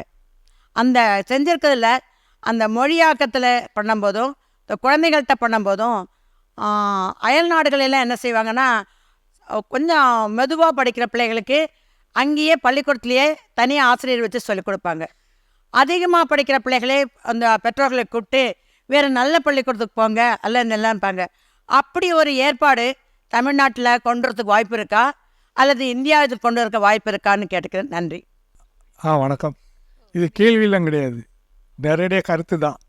ஸோ மேடம், 1995, 99, எனக்கு 1975, 79 எனக்கு ஞாபகம் இருந்துச்சுன்னா, அந்த காலகட்டத்தில் வந்து பிஎஸ்சியில் இருக்கிற பாடப்புத்தகங்கள் எல்லாம் தமிழாக்கம் மட்டும் செய்யப்பட்டது அரசு துறையிலேருந்து. அது மீண்டும் அரசு துறையிலேருந்து கொண்டு வந்தாங்கன்னா இன்னும் சிறப்பாக இருக்கும். ஏன்னா கணிதம் உட்பட தமிழில் இருக்கும். ஸோ அது ஒரு அற்புதமான செயல்பாடாக இருக்கும் அப்படின்னு நினைக்கிறேன். அது ஒன்று கொண்டு வரும். எல்இடி மாணவர்களுக்காக அரசு வந்து கலைத்திட்டத்தை ஒன்று உருவாக்க வேண்டும். அது மட்டும் இல்லை, அது ஒரு பாட புத்தகத்தையும் உருவாக்கணும். எல்இடி மாணவர்கள்னு சொன்னால் சும்மா சாதாரணமாக நம்ம வாசிப்பு திறன் மிக்கவர்கள் அந்த மாதிரி நான் சொல்லலை. நிறைய வெரைட்டி இருக்கிறாங்க. அவங்க இப்போ ஹைப்பரில் இருக்கிறவங்கெல்லாம் படிச்சுக்கிடுவாங்க, ஆனால் அவங்களால உட்காரதான் முடியாது. ஸோ இந்த மாதிரியான குழந்தைகளை நம்ம எப்படி கட்டுப்படுத்தணும் அப்படிங்கிறதுக்கான கலைத்திட்டம் ரொம்ப ரொம்ப முக்கியமானதாக யோசிக்கிறேன். அதே போல் பாடத்திட்டமும் நமக்கு தேவை. இதை வந்து அரசு பள்ளிகளில் பிள்ளைகளை சேர்க்குறதுக்கு வலியுறுத்தணும். எங்கள் பிரச்சனை என்னென்னா, அரசு பள்ளிகளில் வந்து இந்த மாதிரியான குழந்தைகளை ஹேண்டில் பண்ணுறதுக்கு தெரியல. ரெண்டாவது, சேர்க்கிறதுல ரொம்ப சிரமப்படுறாங்க.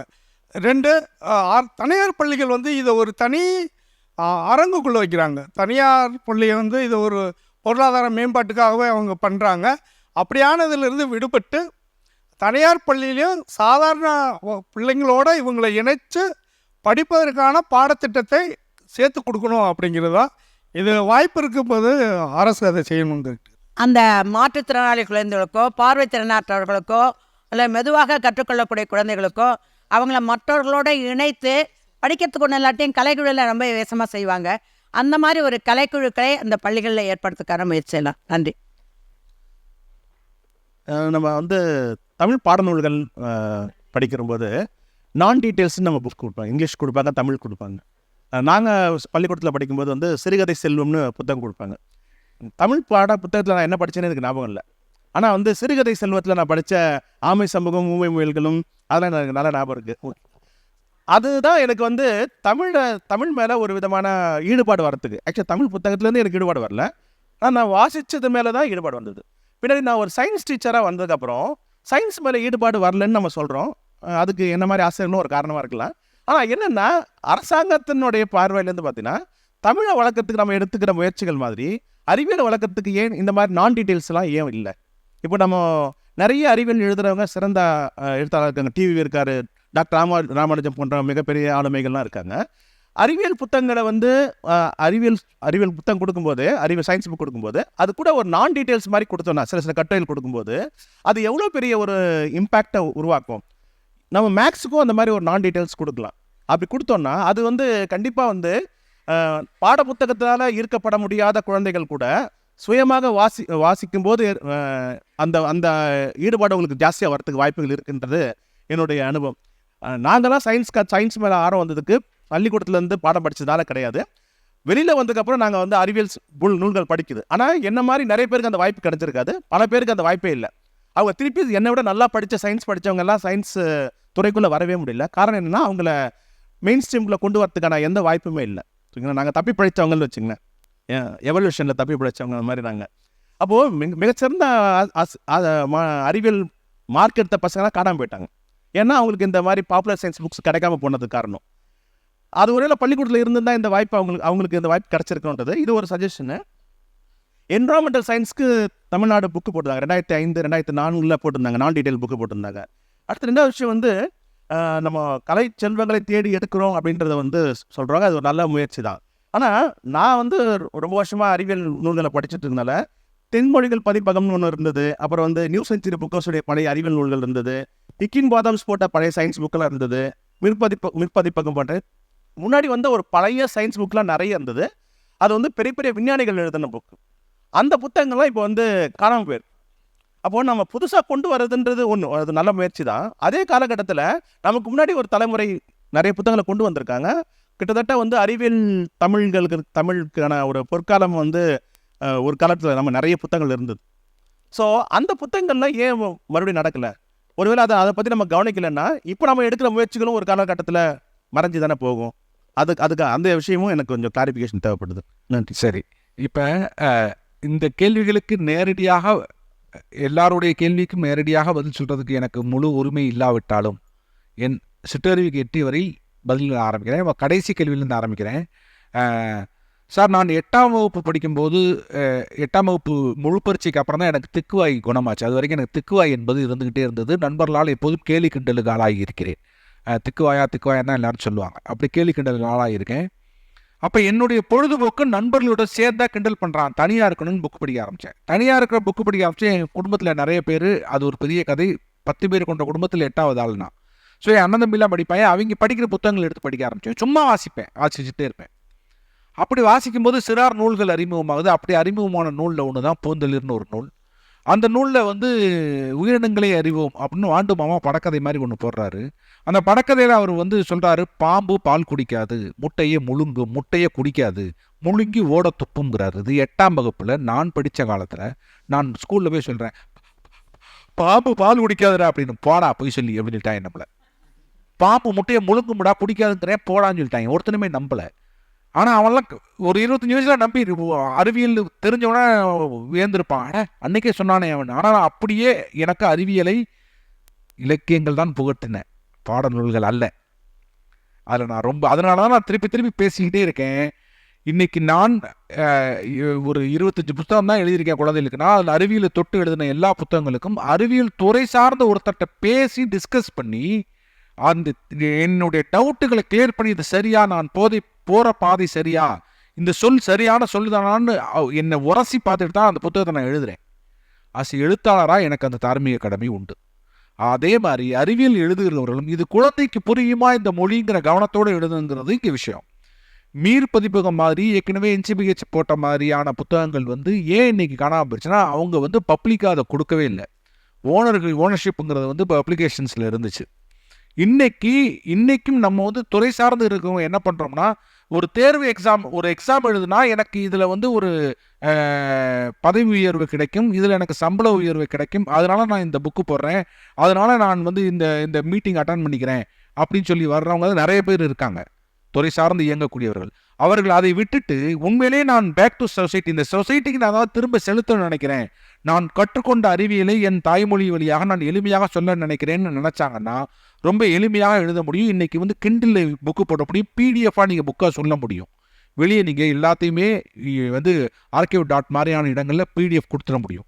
அது மட்டும் இல்லை, அந்த பழைய புத்தகங்கள் காணாமல் போனதுக்கு இன்னொரு பெரிய சோகம், எனக்கு மட்டும் கிடச்சா போதும், நான் மட்டும் வச்சுக்கிறேன் அப்படிங்கிற எண்ணம். இன்றைக்கும் நான் தேடிக்கொண்டே இருக்கிறேன் நண்பர்களே. சோவியத் ரஷ்யா வெளியிட்ட நூல்களை தேடிக்கொண்டே இருக்கிறேன். நான் மட்டுமல்ல, நிறைய நண்பர்கள் தேடிக்கொண்டிருக்கிறோம். உங்களிடம் இருந்தால் கொடுங்கள். ஏற்கனவே ஒரு டீம் வந்து கணினி தமிழ் வந்து சீனிவாசன் வந்து இணையத்தில் ஏற்றிட்டாங்க, கணியம் வந்து ஏற்றிருக்காங்க. அது பத்தலை, இன்னும் நிறைய புத்தகங்கள் நான் தேடிக்கிட்டே இருக்கேன். வச்சிருக்கோம், கொடுக்கவே மாட்டேறான். அவனாவது படிப்பானா, அவன் படிக்கிற விஷயம் தாண்டிட்டான். கொடியா அதை ஸ்கேன் பண்ணி அடுத்த ஜென்ரேஷனுக்கு கொண்டு போவோம். நான் சொன்னேன் இல்லையா, 71 அணுகுலை பற்றி தமிழில் இங்கே புத்தகம் வந்திருக்கு தமிழ் மொழியில் அப்படிங்கிறது ஒரு வியப்பான செய்தி இல்லையா? விளையாட்டு கணிதம்னு ஒரு புத்தகம் இருக்குது, அவ்வளோ இன்ட்ரெஸ்டாக இருக்கும். அது ஐயோ சான்ஸே கிடையாது. நான் கணக்கில் வீக்கான ஆள், ஆனால் எனக்கு அந்த புத்தகம் வந்து ஒரு பயங்கர சந்தோஷத்தை கொடுக்கும். அவ்வளோ வேலை பார்த்துருக்காங்கல்ல, அந்த வேலையை நம்ம அடுத்த ஜென்ரேஷனுக்கு கொண்டு போகணும்ல. அதை இங்கே அறிவியல் ஏற்கனவே தமிழில் வந்து நான் அதான் குறித்து வச்சுருந்தேன். அதை தமிழில் ஏற்கனவே வந்து கல்வி கோபாலகிருஷ்ணன்கிற ஒரு எழுத்தாளர், நிறைய பேருக்கு தெரியவே தெரியாது.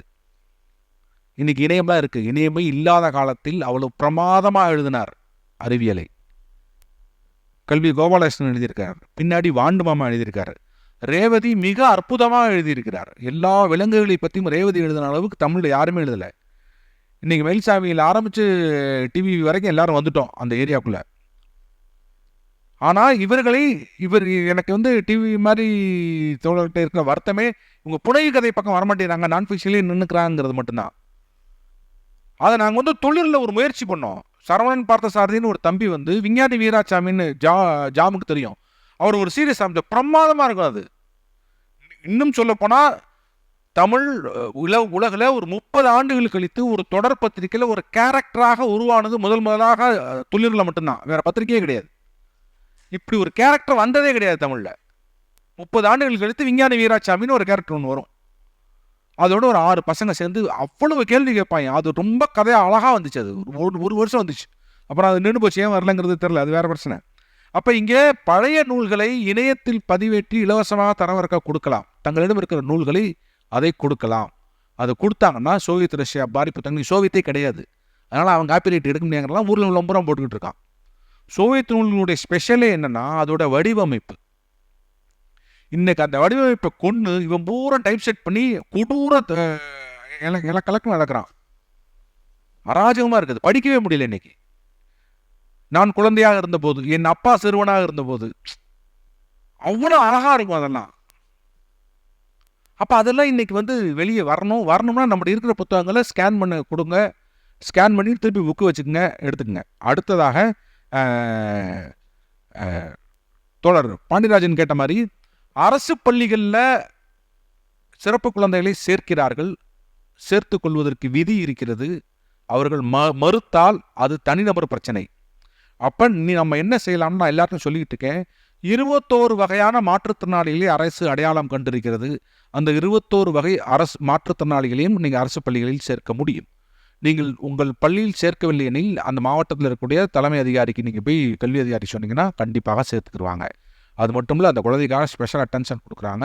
நம்ம ஏற்கனவே அரசிட்ட கோரிக்கை வச்சுருக்கோம், ஒவ்வொரு ஸ்கூலுக்கு ஒரு ஸ்பெஷல் எஜுகேட்டர் வேணும்னு ஒரு பேரண்ட்டாக நான் கோரிக்கை வச்சுருக்கேன். நீங்களும் மேய்ங்க செய்யலாம். தோழர் மோகனா கேட்ட மாதிரி டேட்டா கிடையாது, இந்தியாவிலேயே டேட்டா கிடையாது, தமிழ்நாட்டில் மட்டும் இப்படி டேட்டா இருக்கும். அதில் ரொம்ப சிக்கல் என்னன்னு கேட்டிங்கன்னா தோழர், இப்போ எனக்கு 15 வயசு, நான் கற்றல் குறைபாடு இருக்கிற ஆள். எங்கள் அம்மா வந்து என்ன சொல்லுவாங்க, என் பிள்ளைக்கு கொஞ்சம் மூளை கம்மி, படிக்க மாட்டேங்கிறான்னு சொல்லுவாங்களா? அது எவ்வளோ துருத்துருன்னு இருக்கான், ஐய பிரமாதம், அட்டி தும்சம் பண்ணுவான், ஏறி குதிச்சானால் இப்படி பெருமைப்படத்தான் அத்தனை பெற்றோரும் இங்கே விரும்புகிறோம். அதனால இங்கே யாரும் அக்செப்ட் பண்ணிக்கிற மனநிலை இல்லாதனால கவர்மெண்ட்டே டேட்டாவே இருக்க மாட்டேது. இன்னும் சொல்ல போனால் நான் ஆர்டிஸ்டாக குழந்தை இருக்கு இல்லையா, 10 வருஷம் முன்னாடி நான் குரல் கொடுக்க ஆரம்பித்த போது தமிழ்நாட்டில் எந்த மீடியாலும் இவ்வளோ குரலே கிடையாது. கூன்னு கத்திக்கிட்டே இருந்தேன் நான். கத்தும் போது மற்ற பேரண்ட்ஸ்ட்டு சொல்லுவேன், நீங்களும் சொல்லுங்கடா அரசுக்கு. ஏன்னா அரசு 5ஆண்டு திட்டத்தில் ஒரு திட்டத்துக்கு இவ்வளவுன்னு ஒதுக்குதுல. அப்போ ஆர்டிசம் பெருகுது, ஆர்டிசம் குறித்தான அவேர்னஸ் வேணும் அப்படிங்கிற ஒரு கோரிக்கை அரசு அந்த திட்டத்தில் பணம் ஒதுக்கணும்ல. நீ ஆர்டிசம்னே சொல்லாமல் அந்த பிள்ளைய பூரா எம்ஆர்னே போட்டுக்கிட்டு இருந்தாங்க இவங்க. மென்டல் ரிட்டர்டேஷன் இருந்தோம். அதை எதிர்த்து நாங்கள் சண்டை போட்டு அதை கிடச்சி ஆர்டிசமாக மாற்றணும். இன்னைக்கு ஆர்டிசம்னு அடையாளத்தை வாங்கிட முடியும். அப்போ இந்த பெற்றோருக்கு அந்த அறிவை கொடுக்க வேண்டிய வேலையும் நம்மகிட்ட தான் இருக்குது.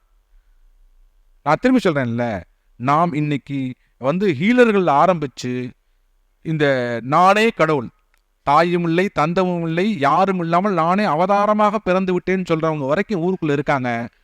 நம்ம அவங்களுக்கெல்லாம் எதிராக பேசித்தான் தீரணும், வேறு வழியே இல்லை. அறிவியல் பேசுவது என்பது இதுதான், நான் நம்புகிறேன். நன்றி.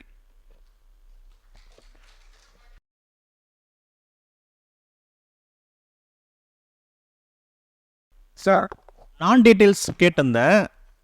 புக்கு, அந்த சயின்ஸ் புக்குங்க Yes. பாட புத்தகத்தோட ஏதாவது வாய்ப்பு இருக்கா? இல்லை, பாட புத்தகத்தோடு இருக்கான்னு எஸ்ஆர்டி மேடம் சொல்லட்டும். அதுக்கு முன்னாடி நான் ஒரு விஷயம் சொல்லிக்கிறேன்.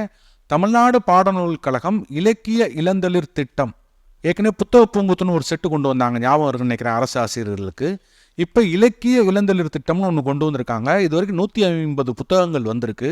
அதில் அறிவியல் ஆரம்பித்து சமூக நீதி வரைக்கும் எல்லாமே கதையின் வழியாக நேரடியாக பேசக்கூடிய, படங்கள் வைத்து பேசக்கூடிய நூல்களாக அந்த நூல்கள் வெளிவந்து பொதுமக்கள் விற்பனைக்கும் கூட கிடைக்குது. ஓகேங்களா? அடுத்த மேடத்துக்கு கொடுக்குறேன்.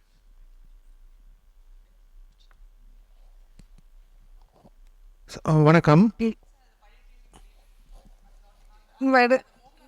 மோகனா சகோதரி கேட்ட மாதிரி இந்த சிறப்பு இயல்பு குழந்தைகளுக்காக அரசு என்ன செய்யுதுன்னு கேட்டிருந்தீங்க.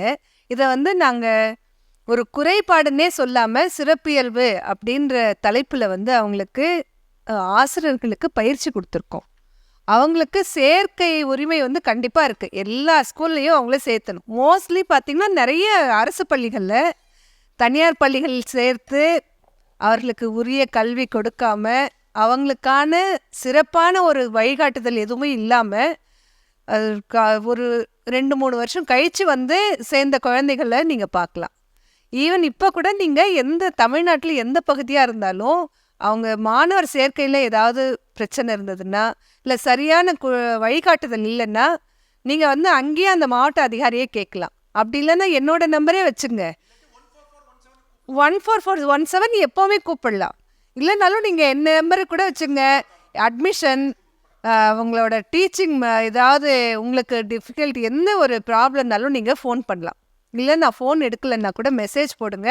அந்த கன்சர்ன்ட் ஆஃபீஸருக்கு சொல்லி உடனே அதுக்கான நம்ம என்ன செய்யலான்னு. என்ன பேச்சும் இந்த இதுவும் இதோடு இருக்கக்கூடாது. நம்ம சமுதாயத்தில் ஒரு மாணவனுக்கும் சிறப்பான அவனுக்கான உரிய அவனுக்கு தேவையான கல்வி சேவையை நம்ம கொடுக்கணும்னு சொல்கிறோம். அதே போல் இப்போது நான் டீட்டெயில் கேட்டிங்க சார். இது புத்தக போக்குவரத்து சார் சொன்ன மாதிரியே தான் இதுவும் இருக்குது. இப்போ இருக்கிற இந்த மொழிபெயர்ப்பு நூல்கள் எல்லாமே இருக்குது. இந்த நான் டீட்டெயில் புக் அப்படிங்கிறது இப்போ குறையே என்ன அப்படின்னா, மாணவர்கள் படிக்கிறதில்ல, ஆசிரியர்களும் புத்தகத்தை தாண்டி நிறைய புத்தகத்தை படிக்கிறதில்லைங்கிற குறைதான், வேதனையே தான் இருக்குது. ஏன்னா ஒரு உதாரணமாக ஒரு ஆசிரியர் ஒரு 8ஆம் வகுப்பு கற்பிக்கிறாங்க அப்படின்னா, அந்த ஆசிரியர் நான் சாதாரணமாக கேட்பேன், எல்லா எல்லா பாடப்புத்தகங்களும் படிச்சிருக்கீங்களா அப்படின்னு. உடனே எஸ், நான் 1 முதல் 12 வரை வகுப்புக்கான புத்தகங்கள் அனைத்தையும் படித்துள்ளேன் அப்படின்னு சொல்கிற டீச்சர்ஸ் ரொம்ப குறைவு. நம்ம ஸ்கூல் டெக்ஸ்ட் புக்ஸே, நான் சயின்ஸ் டீச்சராக இருந்தால் சயின்ஸ் மட்டும் படிச்சிருக்கேன் ஃபார் எக்ஸாம்பிள். ஏன்னா வேறு சப்ஜெக்ட் நான் படிக்க மாட்டேன். இப்படி இருக்கும்போது இந்த கல்ச்சர் நம்ம இந்த வாசிப்பு அதாவது நமக்கு எப்படி உணவு முக்கியமோ அந்த மாதிரி வாசிக்கிறேன் அப்படின்னு சொல்கிற ஆசிரியர்கள் ரொம்ப அரிதாயிட்டு இருக்காங்க அப்படிங்கிறது ஒரு வேதனையான விஷயம் இல்லைங்களா. நாங்கள் இப்போ எந்த ஒரு ப்ரிப்ரேஷனும் இல்லை, என்னோடய கருத்துக்களை பகிர்ந்துக்க இன்றைக்கி வந்திருக்கேன் அப்படின்னா, எனக்கு நான் யோசிச்சு பார்க்குறேன். ஐயா சொல்கிற அந்த சோவியத் ரஷ்யாவோட புக்குங்க தொடர்ந்து நம்ம வீட்டில் வாங்கியிருக்காரு அப்பா. டெய்லியும் ஏதாவது ஒவ்வொரு நாளும் ஒவ்வொரு பத்திரிகை வரும் வீட்டில். இது குழந்தை பருவத்தில் எல்லா புத்தகங்களும் படிச்சிருக்கேன். ஒரு பக்கம் அந்த லேனா தமிழ்வாணனோட கட்டுரைகள் கல்கண்டில் வர்றது எல்லாமே சேமித்து வச்சு அந்த ஸ்கூல் லீவில் வந்து வெக்கேஷனில் அண்ணங்கிட்ட கொடுத்து அதை வந்து பைண்ட் பண்ணி வாங்கிப்போம். அதே மாதிரி டாக்டர் லக்ஷ்மி திருவுர சுந்தரிங்கிற பேரில் எழுதியிருந்தாங்க, அவங்களோட கட்டுரைகள் எழுதியிருந்தோம். முன்னாள் முதலமைச்சர் அவங்க வந்து டாக்டர் ஜே நெஞ்சிலே ஒரு கனல் அப்படின்னு அவங்களோட கட்டுரை எழுதிட்டு இருந்தாங்க, ஆட்டோபயோகிராஃபி, அதை படிச்சிருக்கோம். அவங்க வந்து டாக்டர் திரிபுர சுந்தரி இருக்கும்போது ஒரு மறைவு கூட்டம் வந்து காலேஜில் நடத்தியிருக்கோம். இதெல்லாம் எதுக்காக? புத்தகங்களை தாண்டி நம்ம படித்ததுனால தான் எந்த நேரத்துலையும் எந்த ஒரு வினா வந்தாலும் அதற்கு தொடர்புடைய நம்ம கருத்தை சொல்ல முடியும். இன்னமும் நம்ம ஒரு வாசிப்பு இருந்தால் தான் அன்னைக்கு நமக்கு வந்து வாழ்க்கையே அது முழுமையாகுது. எதையாவது ஒரு புதுசாக தெரிஞ்சுக்கணும் அப்படின்றோம்.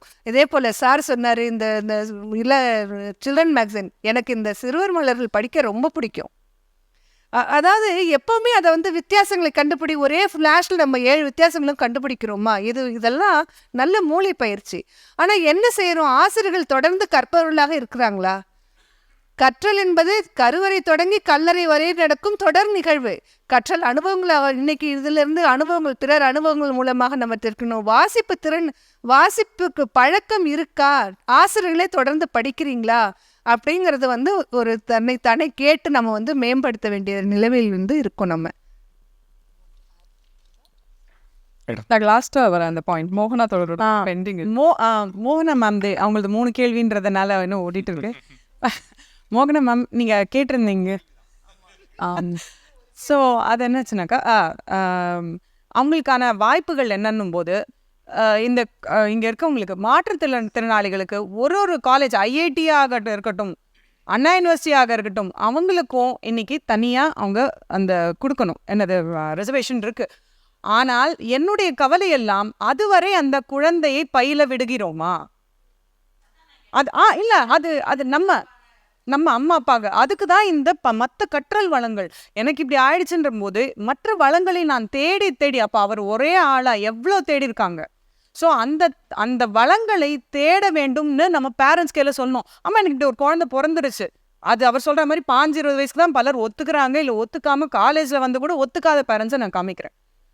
எம்ஆர்னு போட்டு இன்னைக்கு வந்து எங்கள் காலேஜில் மட்டுமே ஒரு காலத்தில் ஒரு 5-6 பிள்ளைங்க தான் இருந்தாங்க. இன்றைக்கி நாங்கள் 48 பசங்க போன வருஷம் வச்சுட்டு இருக்கோம், ஸ்பெஷல் நீட்ஸ் சில்ட்ரன் மட்டும். ஸோ இன்றைக்கி எல்லா காலேஜும் அதை எடுத்துக்கிறாங்க. அதுக்கான ஃபெசிலிட்டிஸை நம்ம பண்ணணும். ஒரு கல்லூரியும் போய் கேட்கணும், எனக்கு எடுத்துக்கோ நீ அப்படின்னு நம்ம கேட்கணும். அதுக்கான வளங்கள் இன்னைக்கு இருக்குது. அதை தேட வேண்டியது பெற்றோர்கள், ஆசிரியர்கள். ஆனால் அது எங்கே இருக்குன்னு காமிக்க வேண்டியது நம்முடைய கடமையாகிறது. ஒரு முக்கியமான கேள்வி கேட்டாங்க. அதாவது நான் ஒர்க் பண்ணி நீங்கள் 2 ரீஜனில் ஒர்க் பண்ணியிருக்கீங்க, அவ்வளோ திறமைகளும் அவ்வளோ பொட்டென்ஷியலும் இருக்கக்கூடிய விமன் இருக்கிறாங்க. பட் அவங்க வந்து அவங்களுடைய எந்த ஸ்கில் செட்டையும் வந்து அதனுடைய பலன் வந்து ஒரு அங்கீகாரமே இல்லாமல் இருக்காங்க அப்படிங்கிற ஒரு விஷயங்கள் ஸ்டாட்டிஸ்டிக்ஸ் கேட்டிருந்தாங்க. அது ஸ்டாட்டிஸ்டிக்ஸ் வந்து என்னென்னா, நான் எதுலேருந்து எந்த ஸ்டாட்டிஸ்டிக்ஸ் சரியாக இருக்கும்னு நான் நினைக்கிறேன். Female labour participation rate, FLPR சொல்லுவாங்க. இந்தியாவில் பார்த்தோன்னு சொன்னோன்னா இப்போ இந்த 10 ஆண்டில் ரொம்ப பாதாளத்துக்கு வந்து குறைஞ்சிருச்சு. 20% விமன் கூட, அதாவது உழைக்கும் வயதில் இருக்கிற விமன் கூட ஊதியம் வரக்கூடிய எம்ப்ளாய்மெண்ட்டில் இல்லைங்கிறது தான் வந்து பெத்தட்டிக் சுச்சுவேஷன். அதுக்காக இப்போ இந்தியாவில் இருக்கிறவங்களாம் வேலை பண்ணலையா விமன் வந்து வேலை வெட்டி இல்லாமல் இருக்காங்களா அப்படின்னு பார்த்தா 24 மணி நேரத்தில் ஒரு பெண் காலையில் 4 மணிக்கு எழுந்திரிச்சு ராத்திரி படுக்க வரைக்கும் எத்தனை வெரைட்டியான வேலை செய்கிறாங்க, எவ்வளோ கேர் ஒர்க்கு, எவ்வளோ அதில் டொமஸ்டிக் வீட்டு வேலைகள்னு நம்ம பண்ணிவிட்டு அதுக்கப்புறம் வெளியில் போய் ஒர்க் பண்ணாலும் அதுக்கு ஒன்றும் ஊதியம் குறைவாக இருக்கும். அப்படி இல்லைன்னா அது வேலைன்னே அங்கீகரிக்கப்பட்டிருக்காது. ஸோ இதுதான் வந்து இது வந்து ஒரு வாஸ்ட் டிஸ்கிரிமினேஷன் இருக்குது. ஸ்டாட்டிஸ்டிக்ஸ் வந்து somewhere between 20 to 30% of the working age women தான் ஒர்க் ஃபோர்ஸில் இருக்காங்கன்னு சொல்கிறாங்க. பட் ஜெயதி கோஷ் மாதிரியான பொருளாதார ஆய்வாளர்கள் என்ன சொல்கிறாங்கன்னா, ILO வந்து வீட்டில் வந்து இப்போ தண்ணி சேகரிச்சுட்டு வர்றது, இல்லை ஃபயர்வுட் எடுத்துகிட்டு வர்றது, அப்புறம் வந்து இந்த மாட்டு சாணம் எடுத்துகிட்டு வருது, இந்த சேகரிப்பு வேலைகள் மூலமாகவும் தானே. ஏன்னா அந்த விமன் வந்து வேலையை செஞ்சு தொழிலாளர்களை உற்பத்தி செஞ்சு இந்த உற்பத்தி முறைக்கு வந்து அவங்க கொண்டு வராங்க. அவங்களோட வேலை இல்லை அப்படின்னா, அவங்க வேலை செய்யலைன்னா உழைப்பாளிகளே வந்து சமூகத்திற்கு இருக்க மாட்டாங்க. அவங்களுடைய வேலைகளெல்லாம் கணக்கில் எடுத்துக்கணும் அப்படின்னு வந்து ILO வேலை செய்பவர்கள் அப்படின்னு முதல்ல அங்கீகரிக்கணும்னு ILO சொல்லுது. அப்படி சொன்னால் இந்தியாவில் 82% ஆஃப் த விமன் வந்து வேலை செய்கிறாங்கங்கிற அங்கீகாரத்தை அரசாங்கம் கொடுக்கணும். உலக அளவில் பார்த்தோன்னு சொன்னோன்னா ஒரு 12 இயர்ஸோ 15 இயர்ஸ்க்கு முன்னாடியோ யுஎன்டிபி வந்து ஜிடிபியில், ஏன்னா வந்து இது ரொம்ப ஒரு பேத்தட்டிக்கான ஒரு உலகம், ஃப்ரீ மார்க்கெட் தான் நம்ம சொல்கிறோம். பரிவர்த்தனையில் வர்றது மட்டும்தான் இங்கே வந்து வேலை உற்பத்தின்னு பார்க்கப்படுது. பெண்களுடைய வேலை வந்து என்ன வேலை பார்த்தாலும் சும்மா இருக்கிறவங்க தானே அவங்களுக்கு பேர். ஸோ அங்கீகாரமே கிடையாது. ஸோ அவங்களுடைய வேலை வந்து மதிப்பு வந்து இந்த உற்பத்தி முறையில் எவ்வளோ இருக்குன்னு ஒரு எஸ்டிமேஷன் போட்டும்போது 40% ஆஃப் த வேர்ல்டு ப்ரொடக்ஷன் எவ்வளவோ அந்த மதிப்பு விமன் அப்படின்னு வருது. Sorry, 2/3 of the world production மதிப்பு வந்து விமனுக்கு, விமனுடைய வேலைகள், வீட்டு வேலைகள்னு சொன்னாங்க. ஆனால் இப்போ வரைக்கும் நம்ம சும்மா இருக்கிறவங்க, இல்லை தரசிகள், இந்த மாதிரியான ரொம்ப அழகான ரொம்ப ஃபேன்சியான என்ன இல்லை தரசி ஒன்றுமே இல்லை, எல்லாத்தையும் பிடுங்கிட்டீங்க, அப்புறம் என்ன அரசி, இந்த மாதிரியான கேள்விகள்லாம் நமக்கு வருது. அப்புறம் ஸோ இதுதான் இது படித்த விமனுக்கும் அப்படிதாங்க இருக்குது. இன்னும் சொல்லணும்னா சமூகத்தில் ரொம்ப ஜாதி ரீதியாக இல்லை வர்க்க ரீதியாக ரொம்ப பிற்படுத்தப்பட்ட ரொம்ப தாழ்த்தப்பட்ட நிலையில் இருக்கிறவங்களுக்கு வேறு வழி இல்லை. எவ்வளோ டேஞ்சரஸான வேலை இருந்தாலும் அதை வந்து விமன் செய்கிற நிலைமையில் இருக்காங்க. ஸோ இது ரொம்ப ஒரு டிஸ்கிரிமினேஷன் இருக்கிற ஒரு சொசைட்டி. அந்த டிஸ்கிரிமினேஷன் தொடரும் அப்படின்னு நினைக்கிற எலமெண்ட்ஸ் நிறைய இருக்கிற ஒரு சமூகம். நம்ம நிறைய வேலைகள் செய்ய வேண்டியது இருக்குது. பெண்களை வந்து ஜெண்டர் இன்டகிரேட்டடாக தான் நம்ம எந்த விஷயமா இருந்தாலும் நம்ம வந்து செய்யணும். நம்ம எழுதுகிற மொழியிலேருந்து பேசுகிற மொழி, அன்றைக்கி தோழர் வந்து ஒரு கருவு வந்து எப்படி வளருதுன்னு சொல்லும்போது எனக்கு அந்த குழந்தைய பார்க்கும்போது மேல் பேபி தான் போட்டிருக்க மாதிரி எனக்கு தெரியுது. ஐயோ குத்துறானே, என்ன இப்படி படம் போட்டிருக்கான், ஒவ்வொரு குழந்தையும் சொல்லும்போது அவனே நான் சொல்லிட்டு வரேன். தோழர் சொல்கிறாங்க, உங்களுக்கு வரது எல்லாமே அவன் மட்டும் தான் உங்களுக்கு வார்த்தையிலே வருது, நீங்கள் ஏன் பெண் குழந்தையோடைய ஜெண்டரே நீங்கள் சொல்லலைன்னு கேட்குறாங்க. ஸோ நம்ம மொழியிலேருந்து நம்ம அந்த விஷயங்கள் நம்ம பேசுறதுலேருந்து நம்மளை வந்து செல்ஃப் கிரிட்டிக்கலாக பார்க்குறதுலேருந்து பல்வேறு விஷயங்கள் செய்ய வேண்டியது இருக்குது. ஒரு பெண் வந்து பெண்ணாகவும் சுரண்டப்படுறாங்க, தொழிலாளராகவும் சுரண்டப்படுறாங்க, சிட்டிசனாகவும் சுரண்டப்படுறாங்க. அண்ட் இந்த சுரண்டல் வந்து வர்க்கங்கள் ஜாதிகள் பொறுத்து மாறுபடுது. மல்டிபிள் டிஸ்கிரிமினேஷனை ஃபேஸ் பண்ணுற விமன் இருக்காங்க. ஸோ இதை வந்து அரசாங்கம் இன்னும் வந்து எம்ப்ளாய்மெண்ட்டுக்கு எங்கே எங்களோட வேலை அப்படின்னு நம்ம கேள்வியே கேட்கறது இல்லை. என்னோடய குவாலிட்டி ஜாப் எங்கே நம்ம கவர்மெண்ட் கிட்ட கேட்குறதே இல்லை. ஒட்டுமொத்த சமூகத்துக்காகவும் நம்ம கேட்க வேண்டியது இருக்குது. அதில் பெண்களுக்கும் நீ எங்கே வேலைவாய்ப்பை வந்து இன்க்ளூட் பண்ணுற, பரவாயில்ல இப்போ ஒரு மேனிஃபெஸ்டோவில் வந்திருக்கு சில கவர்மெண்ட் ஜாப்ஸில் 50% ரிசர்வேஷன் பண்ணுவோன்னு ஒரு பார்ட்டி சொல்லியிருக்கு. ஸோ இந்த மாதிரியான விஷயங்களை நம்ம டிபேட்டில் நம்ம கொண்டு வரணும். இதுதான் என்னுடைய கருத்து. தேங்க்யூ. பாலபாரதி சார்கிட்ட கனவாசிரியர் நூலில் அறிவியல் விழிப்புணர்வு கண்ணபிரான்னு சொல்லி என்னுடைய ஆர்டிக்கிள் முதல் முறையாக சார் எங்கிட்ட ஃபோனில் எழுதினாங்க. அந்த ஆர்டிக்கிளை பார்த்தோன்னே எங்கள் ஊரில் பக்கத்தில் இருந்தவங்களுக்கெல்லாம் அப்போ தான் வந்து இன்னும் கொஞ்சம் அதிகமாக தெரிய ஆரம்பிச்சது. ஆசிரியர்கள் மத்தியில் இது மாதிரியான ஒரு விஷயம், ஒரு குக்கிராமத்தில் இருக்கிற ஒரு ஆசிரியரை தமிழகம் முழுவதும் வந்து நம்ம என்னதான் 15 வருடங்களாக பணி செய்திருந்தாலும் பள்ளிகளுக்கு நேரடியாக கொண்டு போகிற ஒரு வாய்ப்பை கனவாசிரியர் இதழ் கொடுத்துருக்கு. அது கண்டிப்பாக எல்லோரும் ஒத்துக்கணும். அதுக்கு சாருக்கு வந்து உண்மையாலுமே நான் ஒரு தேங்க்ஸ் சொல்லணும்னு ஆசைப்பட்றேன். ரெண்டாவது வந்து அந்த தேன் சிட்டு ஊஞ்சல் அந்த இதழ்களில் எங்கள் பள்ளியில் வாரம் ஒரு முறை 1 மணி நேரம் கலந்துரையாடுகின்ற வாய்ப்பை எங்கள் பள்ளி மாணவர்கள் கொடுத்துருக்கோம். அதன் மூலமாக என்ன நடந்துச்சுன்னா, அதாவது குழந்தைகிட்ட ஒரு இன்ட்ராக்ஷன் நடந்துச்சு. அந்த இன்ட்ராக்ஷன் எப்படின்னா ஒரு பீர் குரூப் இன்ட்ராக்ஷன் வந்து ஒரு ஆரோக்கியமானதாக இருந்தது. அது அந்த 2 இதழ்களும் செய்திருக்குது அப்படின்னா கண்டிப்பாக அது ஒரு மிகப்பெரிய ஒரு மாற்றத்தினை ஏற்படுத்தியிருக்கு. இது ஓகே. இதில் ஒரு எக்ஸ்ட்ரா என்ன நான் எதிர்பார்க்குறேன்னா, அந்த ஊஞ்சல் தேன் சிட்டிலேயே கதைவழி அறிவியலை நாம் புகுத்த முடியுமா? அறிவியலை கதை வழியாக பிரைமரி ஸ்கூல்லிருந்து குழந்தைகளுக்கு கொண்டு வரும்போது அந்த அறிவியல் சார்ந்த ஒரு விழிப்புணர்வை அந்த குழந்தைகிட்ட கொண்டு வர முடியுமா அப்படிங்கிறது என்னுடைய ஒரு கேள்வியாக நான் சார்ட்ட கேட்குறேன். அதே போல் மேடம்கிட்ட எஸ்சிஆர்டி கிட்டத்தட்ட 2008 நான் அப்பாயின்மெண்ட், 2009, 10, 11, 12 இந்த 4 ஆண்டுகள் எஸ்சிஆர்டியில் அரவிந்த் குப்தா டாய்ஸில் கிட்டத்தட்ட நான் மட்டுமே 108 வீடியோக்களை தமிழாக்கம் செய்திருக்கின்றேன். என்னுடைய வீடியோஸ் எல்லாம் யூடியூப்பில் இருக்குது. அதில் குறிப்பாக விக்யான் பிரசாரனுடைய டே டைம் ஆஸ்ட்ரானமி எனக்கு பிடிச்ச சப்ஜெக்ட். அதை வந்து கிட்டத்தட்ட ஒரு 13 வீடியோக்களை வந்து தமிழாக்கம் செய்திருக்கின்றோம். ஸோ இப்போ அதெல்லாம் என்னாச்சு அப்படின்னா, அந்த தமிழாக்கம் செய்த வீடியோக்களை திரும்ப நாம் இப்போ பயன்படுத்திட்டு இருக்குமா அப்படின்னு கேட்டால் இல்லை அப்படிங்கிற ஒரு விஷயத்த சொல்லணும். ஸோ அப்போ அந்த வீடியோக்களை மீண்டும் நாம் அதை புதுப்பித்து பள்ளிக்கல்வியில் அதை புகுத்த முடியுமா, அறிவியல் சார்ந்த அந்த வீடியோக்களை மீண்டும் நாம் பயன்படுத்த முடியுமா அப்படிங்கிறது ஒரு 2வது ஒரு கேள்வி மேடம்கிட்ட. தென் அதுக்கப்புறம் நர்மதா மேடம்கிட்ட ஒரு கேள்வி என்ன அப்படின்னா, அதாவது 12ஆம் வகுப்பு வரை படித்து கொண்டிருக்கின்ற பெண் குழந்தைகள் வந்து பார்த்தீங்கன்னா நெக்ஸ்ட் லெவலுக்கு என்ன பண்ணணும் அப்படின்னு சர்ச்சிங்க்கு வந்து அவங்க போகிறதே இல்லை, ரொம்ப கம்மியாக இருக்குது சர்ச்சிங்க்கு போகிறது. அதாவது தேடுதல் வந்து அவங்ககிட்ட குறைவாக இருக்குது. அந்த தேடுதலை அதிகப்படுத்துவதற்கு நாம் ஏதாவது முறையில் அவங்களுக்கு உதவி செய்ய முடியுமா? இஃப் லைக் எக்ஸாம்பிள், அதாவது 12ஆம் வகுப்பு முடித்த உடனே நம்ம வந்து ஐசார், ஐஏஎஸ்டி போன்ற நிறுவனங்கள் இருக்கின்ற அந்த அதில் சேருவதற்கான வாய்ப்புகள் எது மாதிரி இருக்கிறது, அதுக்கு ஏதாவது நாம் அந்த குழந்தைகளுக்கு நாம் உதவி செய்ய முடியுமா? அவர்களுக்கு உதவித்தொகை சார்ந்த விஷயங்கள் ஏதாவது இருக்கிறதா? இது 3வது கேள்வி. நன்றி. நீங்கள் சொல்லியிருந்தீங்க வந்து பாப்புலர் ஆர்டிகல்ஸ் எழுதும்போது கன்சர்ன், அதாவது அந்த ஃபீல்டில் ஒர்க் பண்ணக்கூடிய சயின்டிஸ்ட் அண்ட் ப்ரொஃபஸர்ஸை கன்சல்ட் பண்ணி எழுதுறேன்னு சொல்லியிருந்தீங்க. It's good. பட் வந்து நீங்கள் எப்படி வந்து அந்த அந்த அந்த எக்ஸ்பர்ட்டை வந்து நீங்கள் ஐடென்டிஃபை பண்ணுறீங்க? Do it scientifically?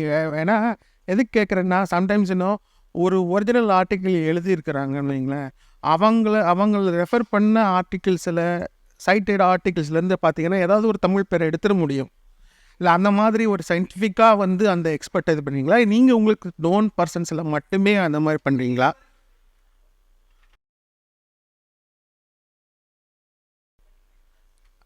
அது மாதிரி கேட்குறேன். அது ஒன்று, பாயிண்ட் நம்பர் 1. பாயிண்ட் நம்பர் 2, இந்த பாப்புலர் சயின்ஸ் ஆர்டிகிள்ஸ் எழுதுகிற எல்லாருமே வந்து why don't you have habit of citing the references?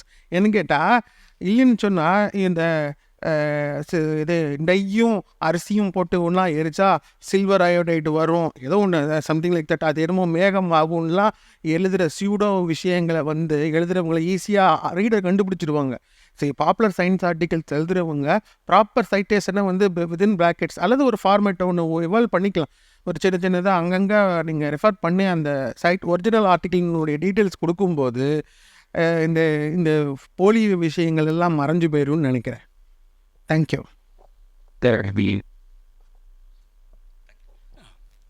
வணக்கம். 2 கருத்துக்கள் சொல்ல விரும்புகிறேன். ஒன்று வந்து, இப்போ நம்ம கலைச்செல்வங்கள் எல்லா இடத்துலேருந்து கொண்டு வரணும்னு பேசுகிறோம், மொழிபெயர்ப்புகள் பற்றி நிறைய பேசுகிறோம். இது நமக்கு மட்டும் இல்லை, உலகத்தில் இருக்கக்கூடிய பல நாடுகளில் இந்த பிரச்சனை இருக்குது. ஏன்னா ஆங்கிலம் பேசாத நாடுகள் பலவற்றிலையும் அறிவியலை உலகத்துலேருந்து கொண்டு வராங்க, மொழிபெயர்க்கிறாங்க.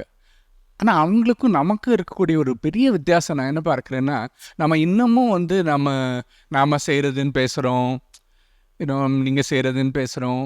இல்லை அரசாங்கம் செய்கிறதும் வந்து குழந்தைங்களுக்காக மட்டும் நம்ம பாடப்புத்தகங்கள் அந்த அடிப்படையில் தான் பேசுகிறோம், எஸ்சிஆர்டியை சொல்லிகிட்ருக்கோம். ஒரு பெரிய ஒரு அமைப்புகளுக்கு இந்த இது நம்ம பேசுகிறதே கிடையாது. ஏன்னா பல நாடுகளில், இப்போ கிழக்கு ஐரோப்பிய நாடுகளில் பார்த்திங்கன்னா, இல்லை லத்தீன் அமெரிக்க நாடுகளில் பார்த்திங்கன்னா, இந்த அறிவியலை வந்து அந்த மொழியில் கொண்டு வரதுடைய மிகப்பெரிய பொறுப்பு பல்கலைக்கழகங்களில் தான் பார்க்குறோம், உயர்கல்வி நிறுவனங்களில் பார்க்குறோம்.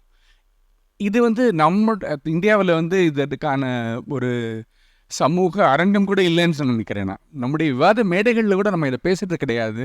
கல்லூரிகளும் பல்கலைக்கழகங்களும் இதை பற்றி என்ன செய்யுது அப்படிங்கிறத பற்றியான ஒரு பப்ளிக் ப்ரெஷரே இல்லை. இது ரொம்ப மிக வருத்தமான ஒரு நிலையாக நான் பார்க்குறேன். இந்த நிறுவனம் எந்த ஒரு பொறுப்போடு தமிழ் அறிவியலுக்காக செய்திருக்கக்கூடிய பணிகள் கூட தமிழ்நாட்டில் பிற பல்கலைக்கழகங்களோ உயர்கல்வி நிறுவனங்களோ அதை பற்றி பேசுவதற்கான ஒரு வாய்ப்பு கூட நம்ம பார்க்கறது கிடையாது. இதை வந்து ஒரு சமூக பொறுப்பாக நம்ம நிச்சயம் செய்யணும். நிச்சயமாக இன்னமும் நம்ம வந்து அறிவியலில் வந்து மக்களை எடுத்துகிட்டு போகும்பொழுது, குழந்தைங்கள்ட்ட எடுத்துகிட்டு போகிறத பற்றி பேசுகிறோம். மக்கள் மத்தியில் பேசும்பொழுதும் ஒரு நீங்கள் சொல்கிற அந்த மூட நம்பிக்கைகள், அந்த பிரச்சனைகள், அதை எதிர்க்கிறத பற்றி பேசுகிறோம். ஆனாலும் நம்ம வந்து ஒரு ஹைடெக் சயின்ஸோ அல்லது இன்றைய அறிவியல் கொள்கைகளை பற்றியோ அதை பற்றிய பொதுவாதங்கள் அளவுக்கு நம்ம பேசுகிறது கிடையாது. அவுட்ரீச்சுங்கிற ஒரு வார்த்தை கூட ரொம்ப ஒரு லோ லெவலில் தான் நம்ம பேசிகிட்ருக்கோம். உலகத்துடைய அறிவு சுரங்கங்களில் தமிழில் கொண்டு வரணும் அப்படிங்கிற ஒரு ஆர்வம் இருக்கணும்னா நிச்சயமாக உயர்கல்வி நிறுவனங்கள் இதற்கு ஒரு மிகப்பெரிய முக்கியத்துவம் தர வேண்டி இருக்கும். இது ஏன் வந்து நம்முடைய கல்வி நிறுவனங்களுடைய ஒரு முக்கியமான ஒரு அங்கமாக கொண்டு வரணும் அப்படிங்கிறது வந்து இது இந்தியாவில் எல்லாருக்கும் தான் பொருந்தும், தமிழ்நாட்டுக்கும் பொருந்தும். இது ஒன்று சொல்ல வேண்டும். இன்னொன்று, மற்ற களங்கள்லேருந்து கொண்டு வருது, மற்ற நாடுகள்லேருந்து மற்ற மொழிகள்லேருந்து கொண்டு வருவது மட்டுமல்லாமல் மற்ற களங்கள்லையும் கொண்டு வரணும். இது ஏன்னா அறிவியலில் ஈடுபட்டவர்களும் அறிவியல் எழுதுபவர்களுக்கும் அதே நேரத்தில் எழுத்தாளர்கள், நாடக ஆசிரியர்கள், கலைஞர்கள் இவங்களோடு தொடர்ந்து ஒரு பேச்சுவார்த்தை நடத்துவது ரொம்ப அவசியம். பலவிதமான கலை வடிவங்கள் வருவது ரொம்ப அவசியம். 90களில் அறிவியல் இயக்கத்திலிருந்து எனக்கு ஞாபகம் இருக்குது, நாடக ஆசிரியர்களோட பேச்சுவார்த்தை நடத்தியிருக்கிறோம். எழுத்தாளர்களோட மேலாண்மை பொன்னுசாமியெல்லாம் இங்கே வந்திருக்கிறார். ஒரு மீட்டிங்கில் நான் ஞாபகம் இருக்குது, பேசியிருக்கிறோம். அறிவியல் பற்றி தமிழில் எழுதுவது பற்றி பேசியிருக்கிறோம். ஆனால் எனக்கு தெரிஞ்சு அப்படிப்பட்ட அரங்கங்கள் ரொம்ப குறைவாக தான் இருக்குது. அப்படிப்பட்ட விவாதங்கள் அறிவியலை பல கலை வடிவங்களில் எடுத்துகிட்டு போகிறது. வீதி நாடகங்களுக்கு ஒரு காலத்தில் ரொம்ப முக்கியமான ஒரு ரோல் இருந்தது. இன்றைக்கி அது இருக்கான்னு எனக்கு தெரியல, அதே மாதிரி செய்ய முடியுமான்னு தெரியல. ஆனால் ஒவ்வொரு தலைமுறையும் பல புதிய கலை வடிவங்களில் எடுத்துகிட்டு போகிறது ரொம்ப அவசியம். பலவிதமான அரசியலாக இருக்கலாம், பலவிதமான கருத்துக்களுக்கு, அரசியல் கருத்துக்களுக்கு கூட புதிய கலை வடிவங்கள் தமிழ்நாட்டில் எவ்வளோ தூரம் யோசிக்கிறோன்னு எனக்கு தெரியல. நிச்சயமாக அறிவியலை பொறுத்த வரைக்கும் தொழில்நுட்பத்தை பொறுத்த வரைக்கும் புதிய கலை வடிவங்கள் மிக அவசியம். அதற்கான பல பேச்சுவார்த்தைகளை, பல அரங்கங்களை கொண்டு வரது ரொம்ப அவசியம் நான் நினைக்கிறேன்.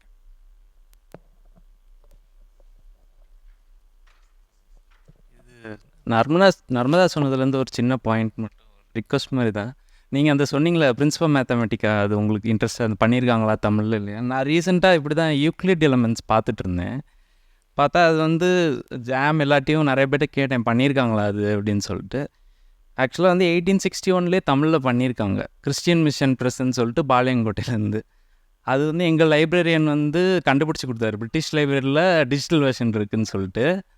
அடுத்து பாலசரவணன் சார்லாம் சரி கண்டுபிடிப்போம் அப்படின்னு சொல்லிட்டு ட்ரை பண்ணோம், எல்லா புக்ஸும் இருக்கா அப்படின்னு சொல்லிட்டு. ஆனால் அது ஒன்றும் ஒர்க் அவுட் ஆகலை, கிடைக்கல.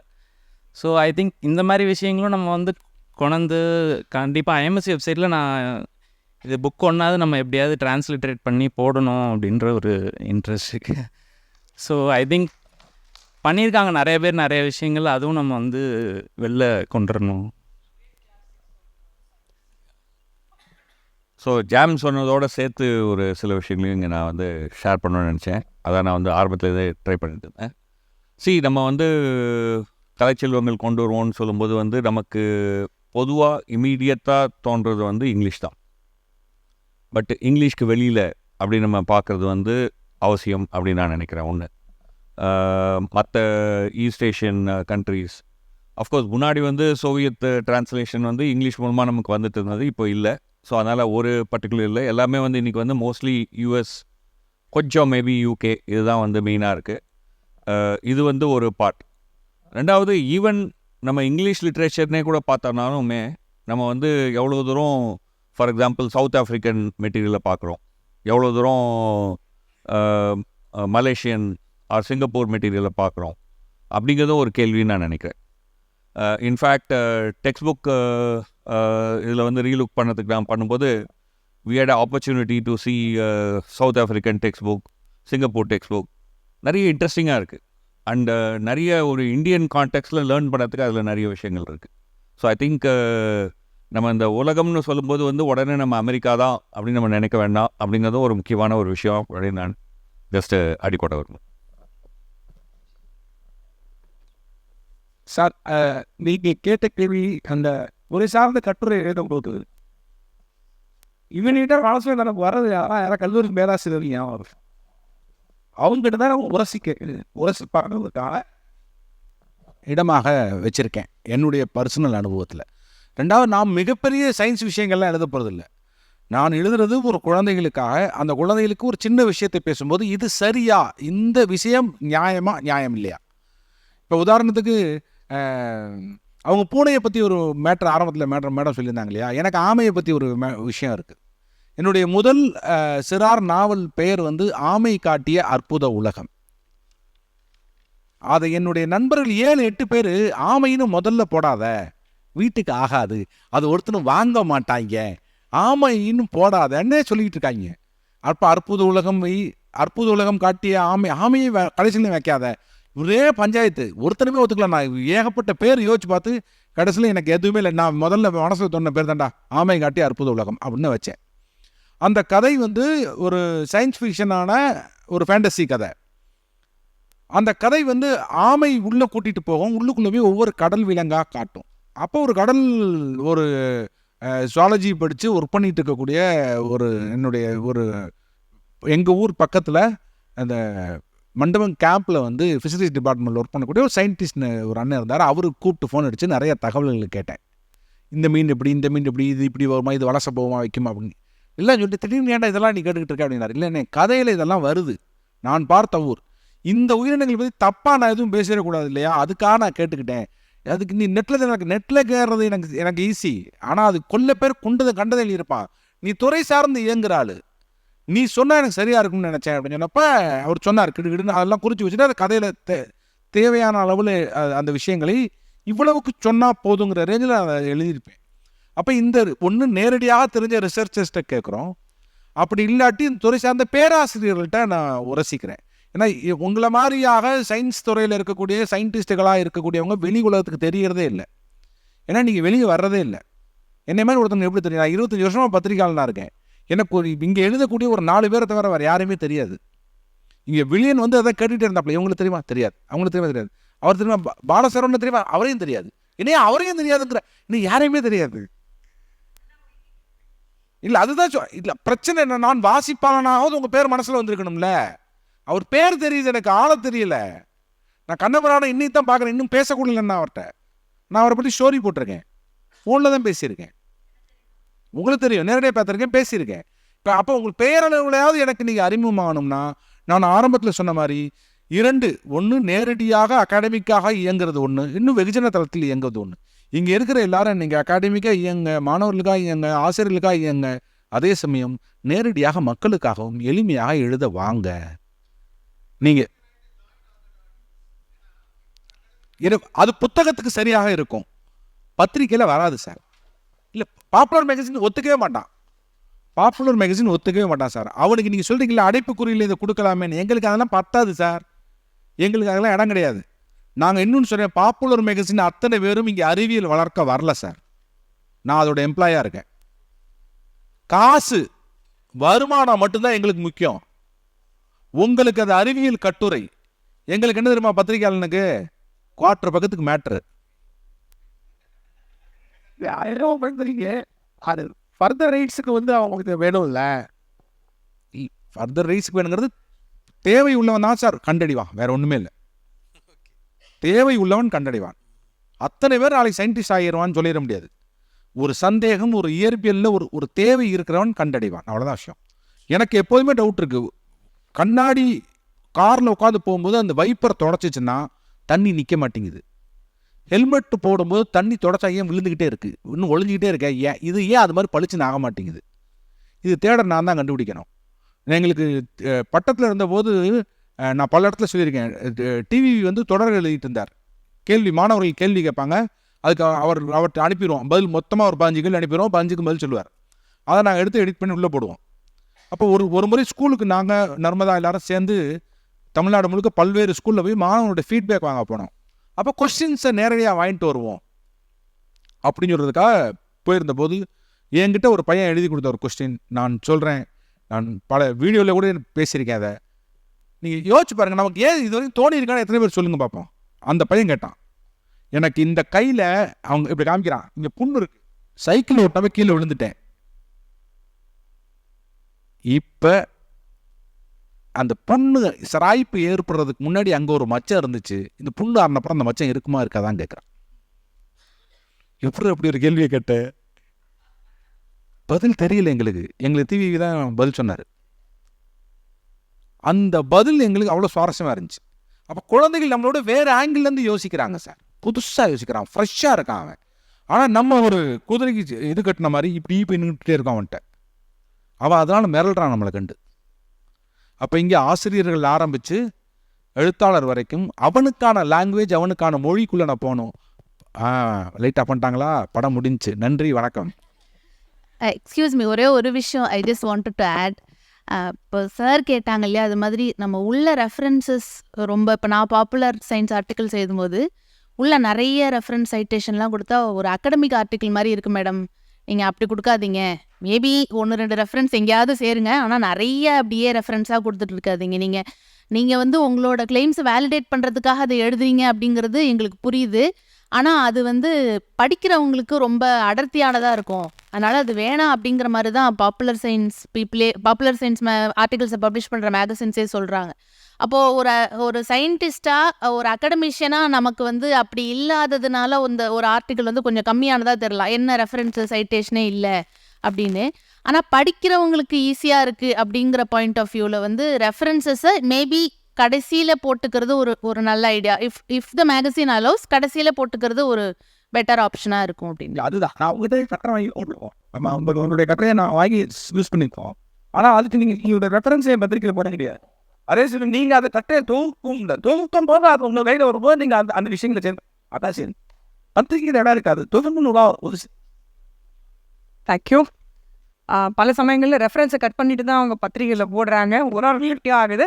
எனிவே ஜாமோ டிபிவியோ ஏற்கனவே இந்த அமர்வுக்கு ரொம்ப அழகாக அவங்களே கம்ப்ளீட் பண்ணிட்டு இருக்காங்கன்னு நான் சொல்லலாம். அவங்க சொன்ன மாதிரி நான் நேட்டிவ் இங்கிலீஷ் ஸ்பீக்கிங் கண்ட்ரீஸ் அவங்கக்கிட்டேருந்து நிறைய எடுத்துக்கணும். சவுத் ஈஸ்ட் ஏஷியன் கண்ட்ரீஸ் அங்கெல்லாம் வந்து இதே மாதிரியே பல முன்னெடுப்புகள் இருக்குது. அவங்க கையில் நம்ம எடுத்துக்க போகிறோமா? அண்ட் கட்டாயமாக அகாடமிக் இன்ஸ்டிடியூஷன்ஸ்க்கு நிச்சயமாக இந்த பொறுப்பு இருக்குது. அதை எடுத்துன்னு வரதுக்கு ஒரே ஒரு வழி, 2-3 வாட்டி நாக்கே நான் எழுதுனது இதுதான். என்எஸ்எஸ், என்சிசி, ரோட்ராக் கிளப் எல்லாம் கம்பல்சரி ஆக்குறீங்க. நாக்கு அதுதான் அசஸ்மெண்ட் என்னென்னமோ நிறைய எங்களுக்கு அக்ரெடிடேஷன்லாம் இருக்குது. அதில் அவுட்ரீச், சயின்ஸ் அவுட்ரீச்ன்றத ஸ்பெசிஃபிக்காக தெளிவாக போடுங்க. அது வரைக்கும் எங்களை வந்து நீ சயின்ஸ் அவுட்ரீச் பண்ணுறியா, யாருமா நீ தான் கேட்பாங்க. அதுக்கு இம்பார்ட்டன்ஸ் இல்லை. அந்த இடத்துல அந்த டாக்குமெண்ட்டில் அது வரணும். என்சிசி பக்கத்தில் சயின்ஸ் அவுட்ரீச் வந்தால் இது ஒரு கட்டாயம் மாறும்ன்றது ஒரு இது. அண்ட் தமிழ் ஏற்கனவே காலையில் யாரோ சொன்னாங்க அந்த மாதிரி தமிழில் ஜேர்னல்ஸ் ஆக்சுவலாக இல்லை. நானும் மணியும் எங்கள் இதை போடுறதுக்கு போட்டோம். அப்புறம் பப்ளிஷ் ஆச்சு. அதுக்கப்புறம் அது யூஜிசி கேர்லேருந்து எடுத்துட்டாங்க. ஸோ இதுக்கு நமக்கு ஏதாவது பண்ண முடியுமா? பண்ணினால் பல தலைமுறை உங்களை வாழ்த்தும் வணங்கும் எது வேணால் சொல்லலாம். அண்ட் அவர் சொன்ன மாதிரி ஹோலிஸ்டிக் மெட்டீரியல்ஸ் வேணும். ஹோலிஸ்டிக் ஃபார்மேட்ஸில் நம்ம இதை வெறும் படிப்பு மட்டும் இல்லை, காலையில் அதை தான் சொன்னோம், வெறும் படிக்கிறது மட்டும் எனக்கு விஷயம் இல்லை. அது ஆடியோவில் இருக்கணும், ட்ராமாவில் இருக்கணும், டான்ஸ் வடிவில் இருக்கணும், அறிவியல் எல்லா வகையிலும் போய் சேரணும். அதற்கான பொறுப்பு நம்மிடம் உள்ளது. Thank you so much. Thank you for the opportunity.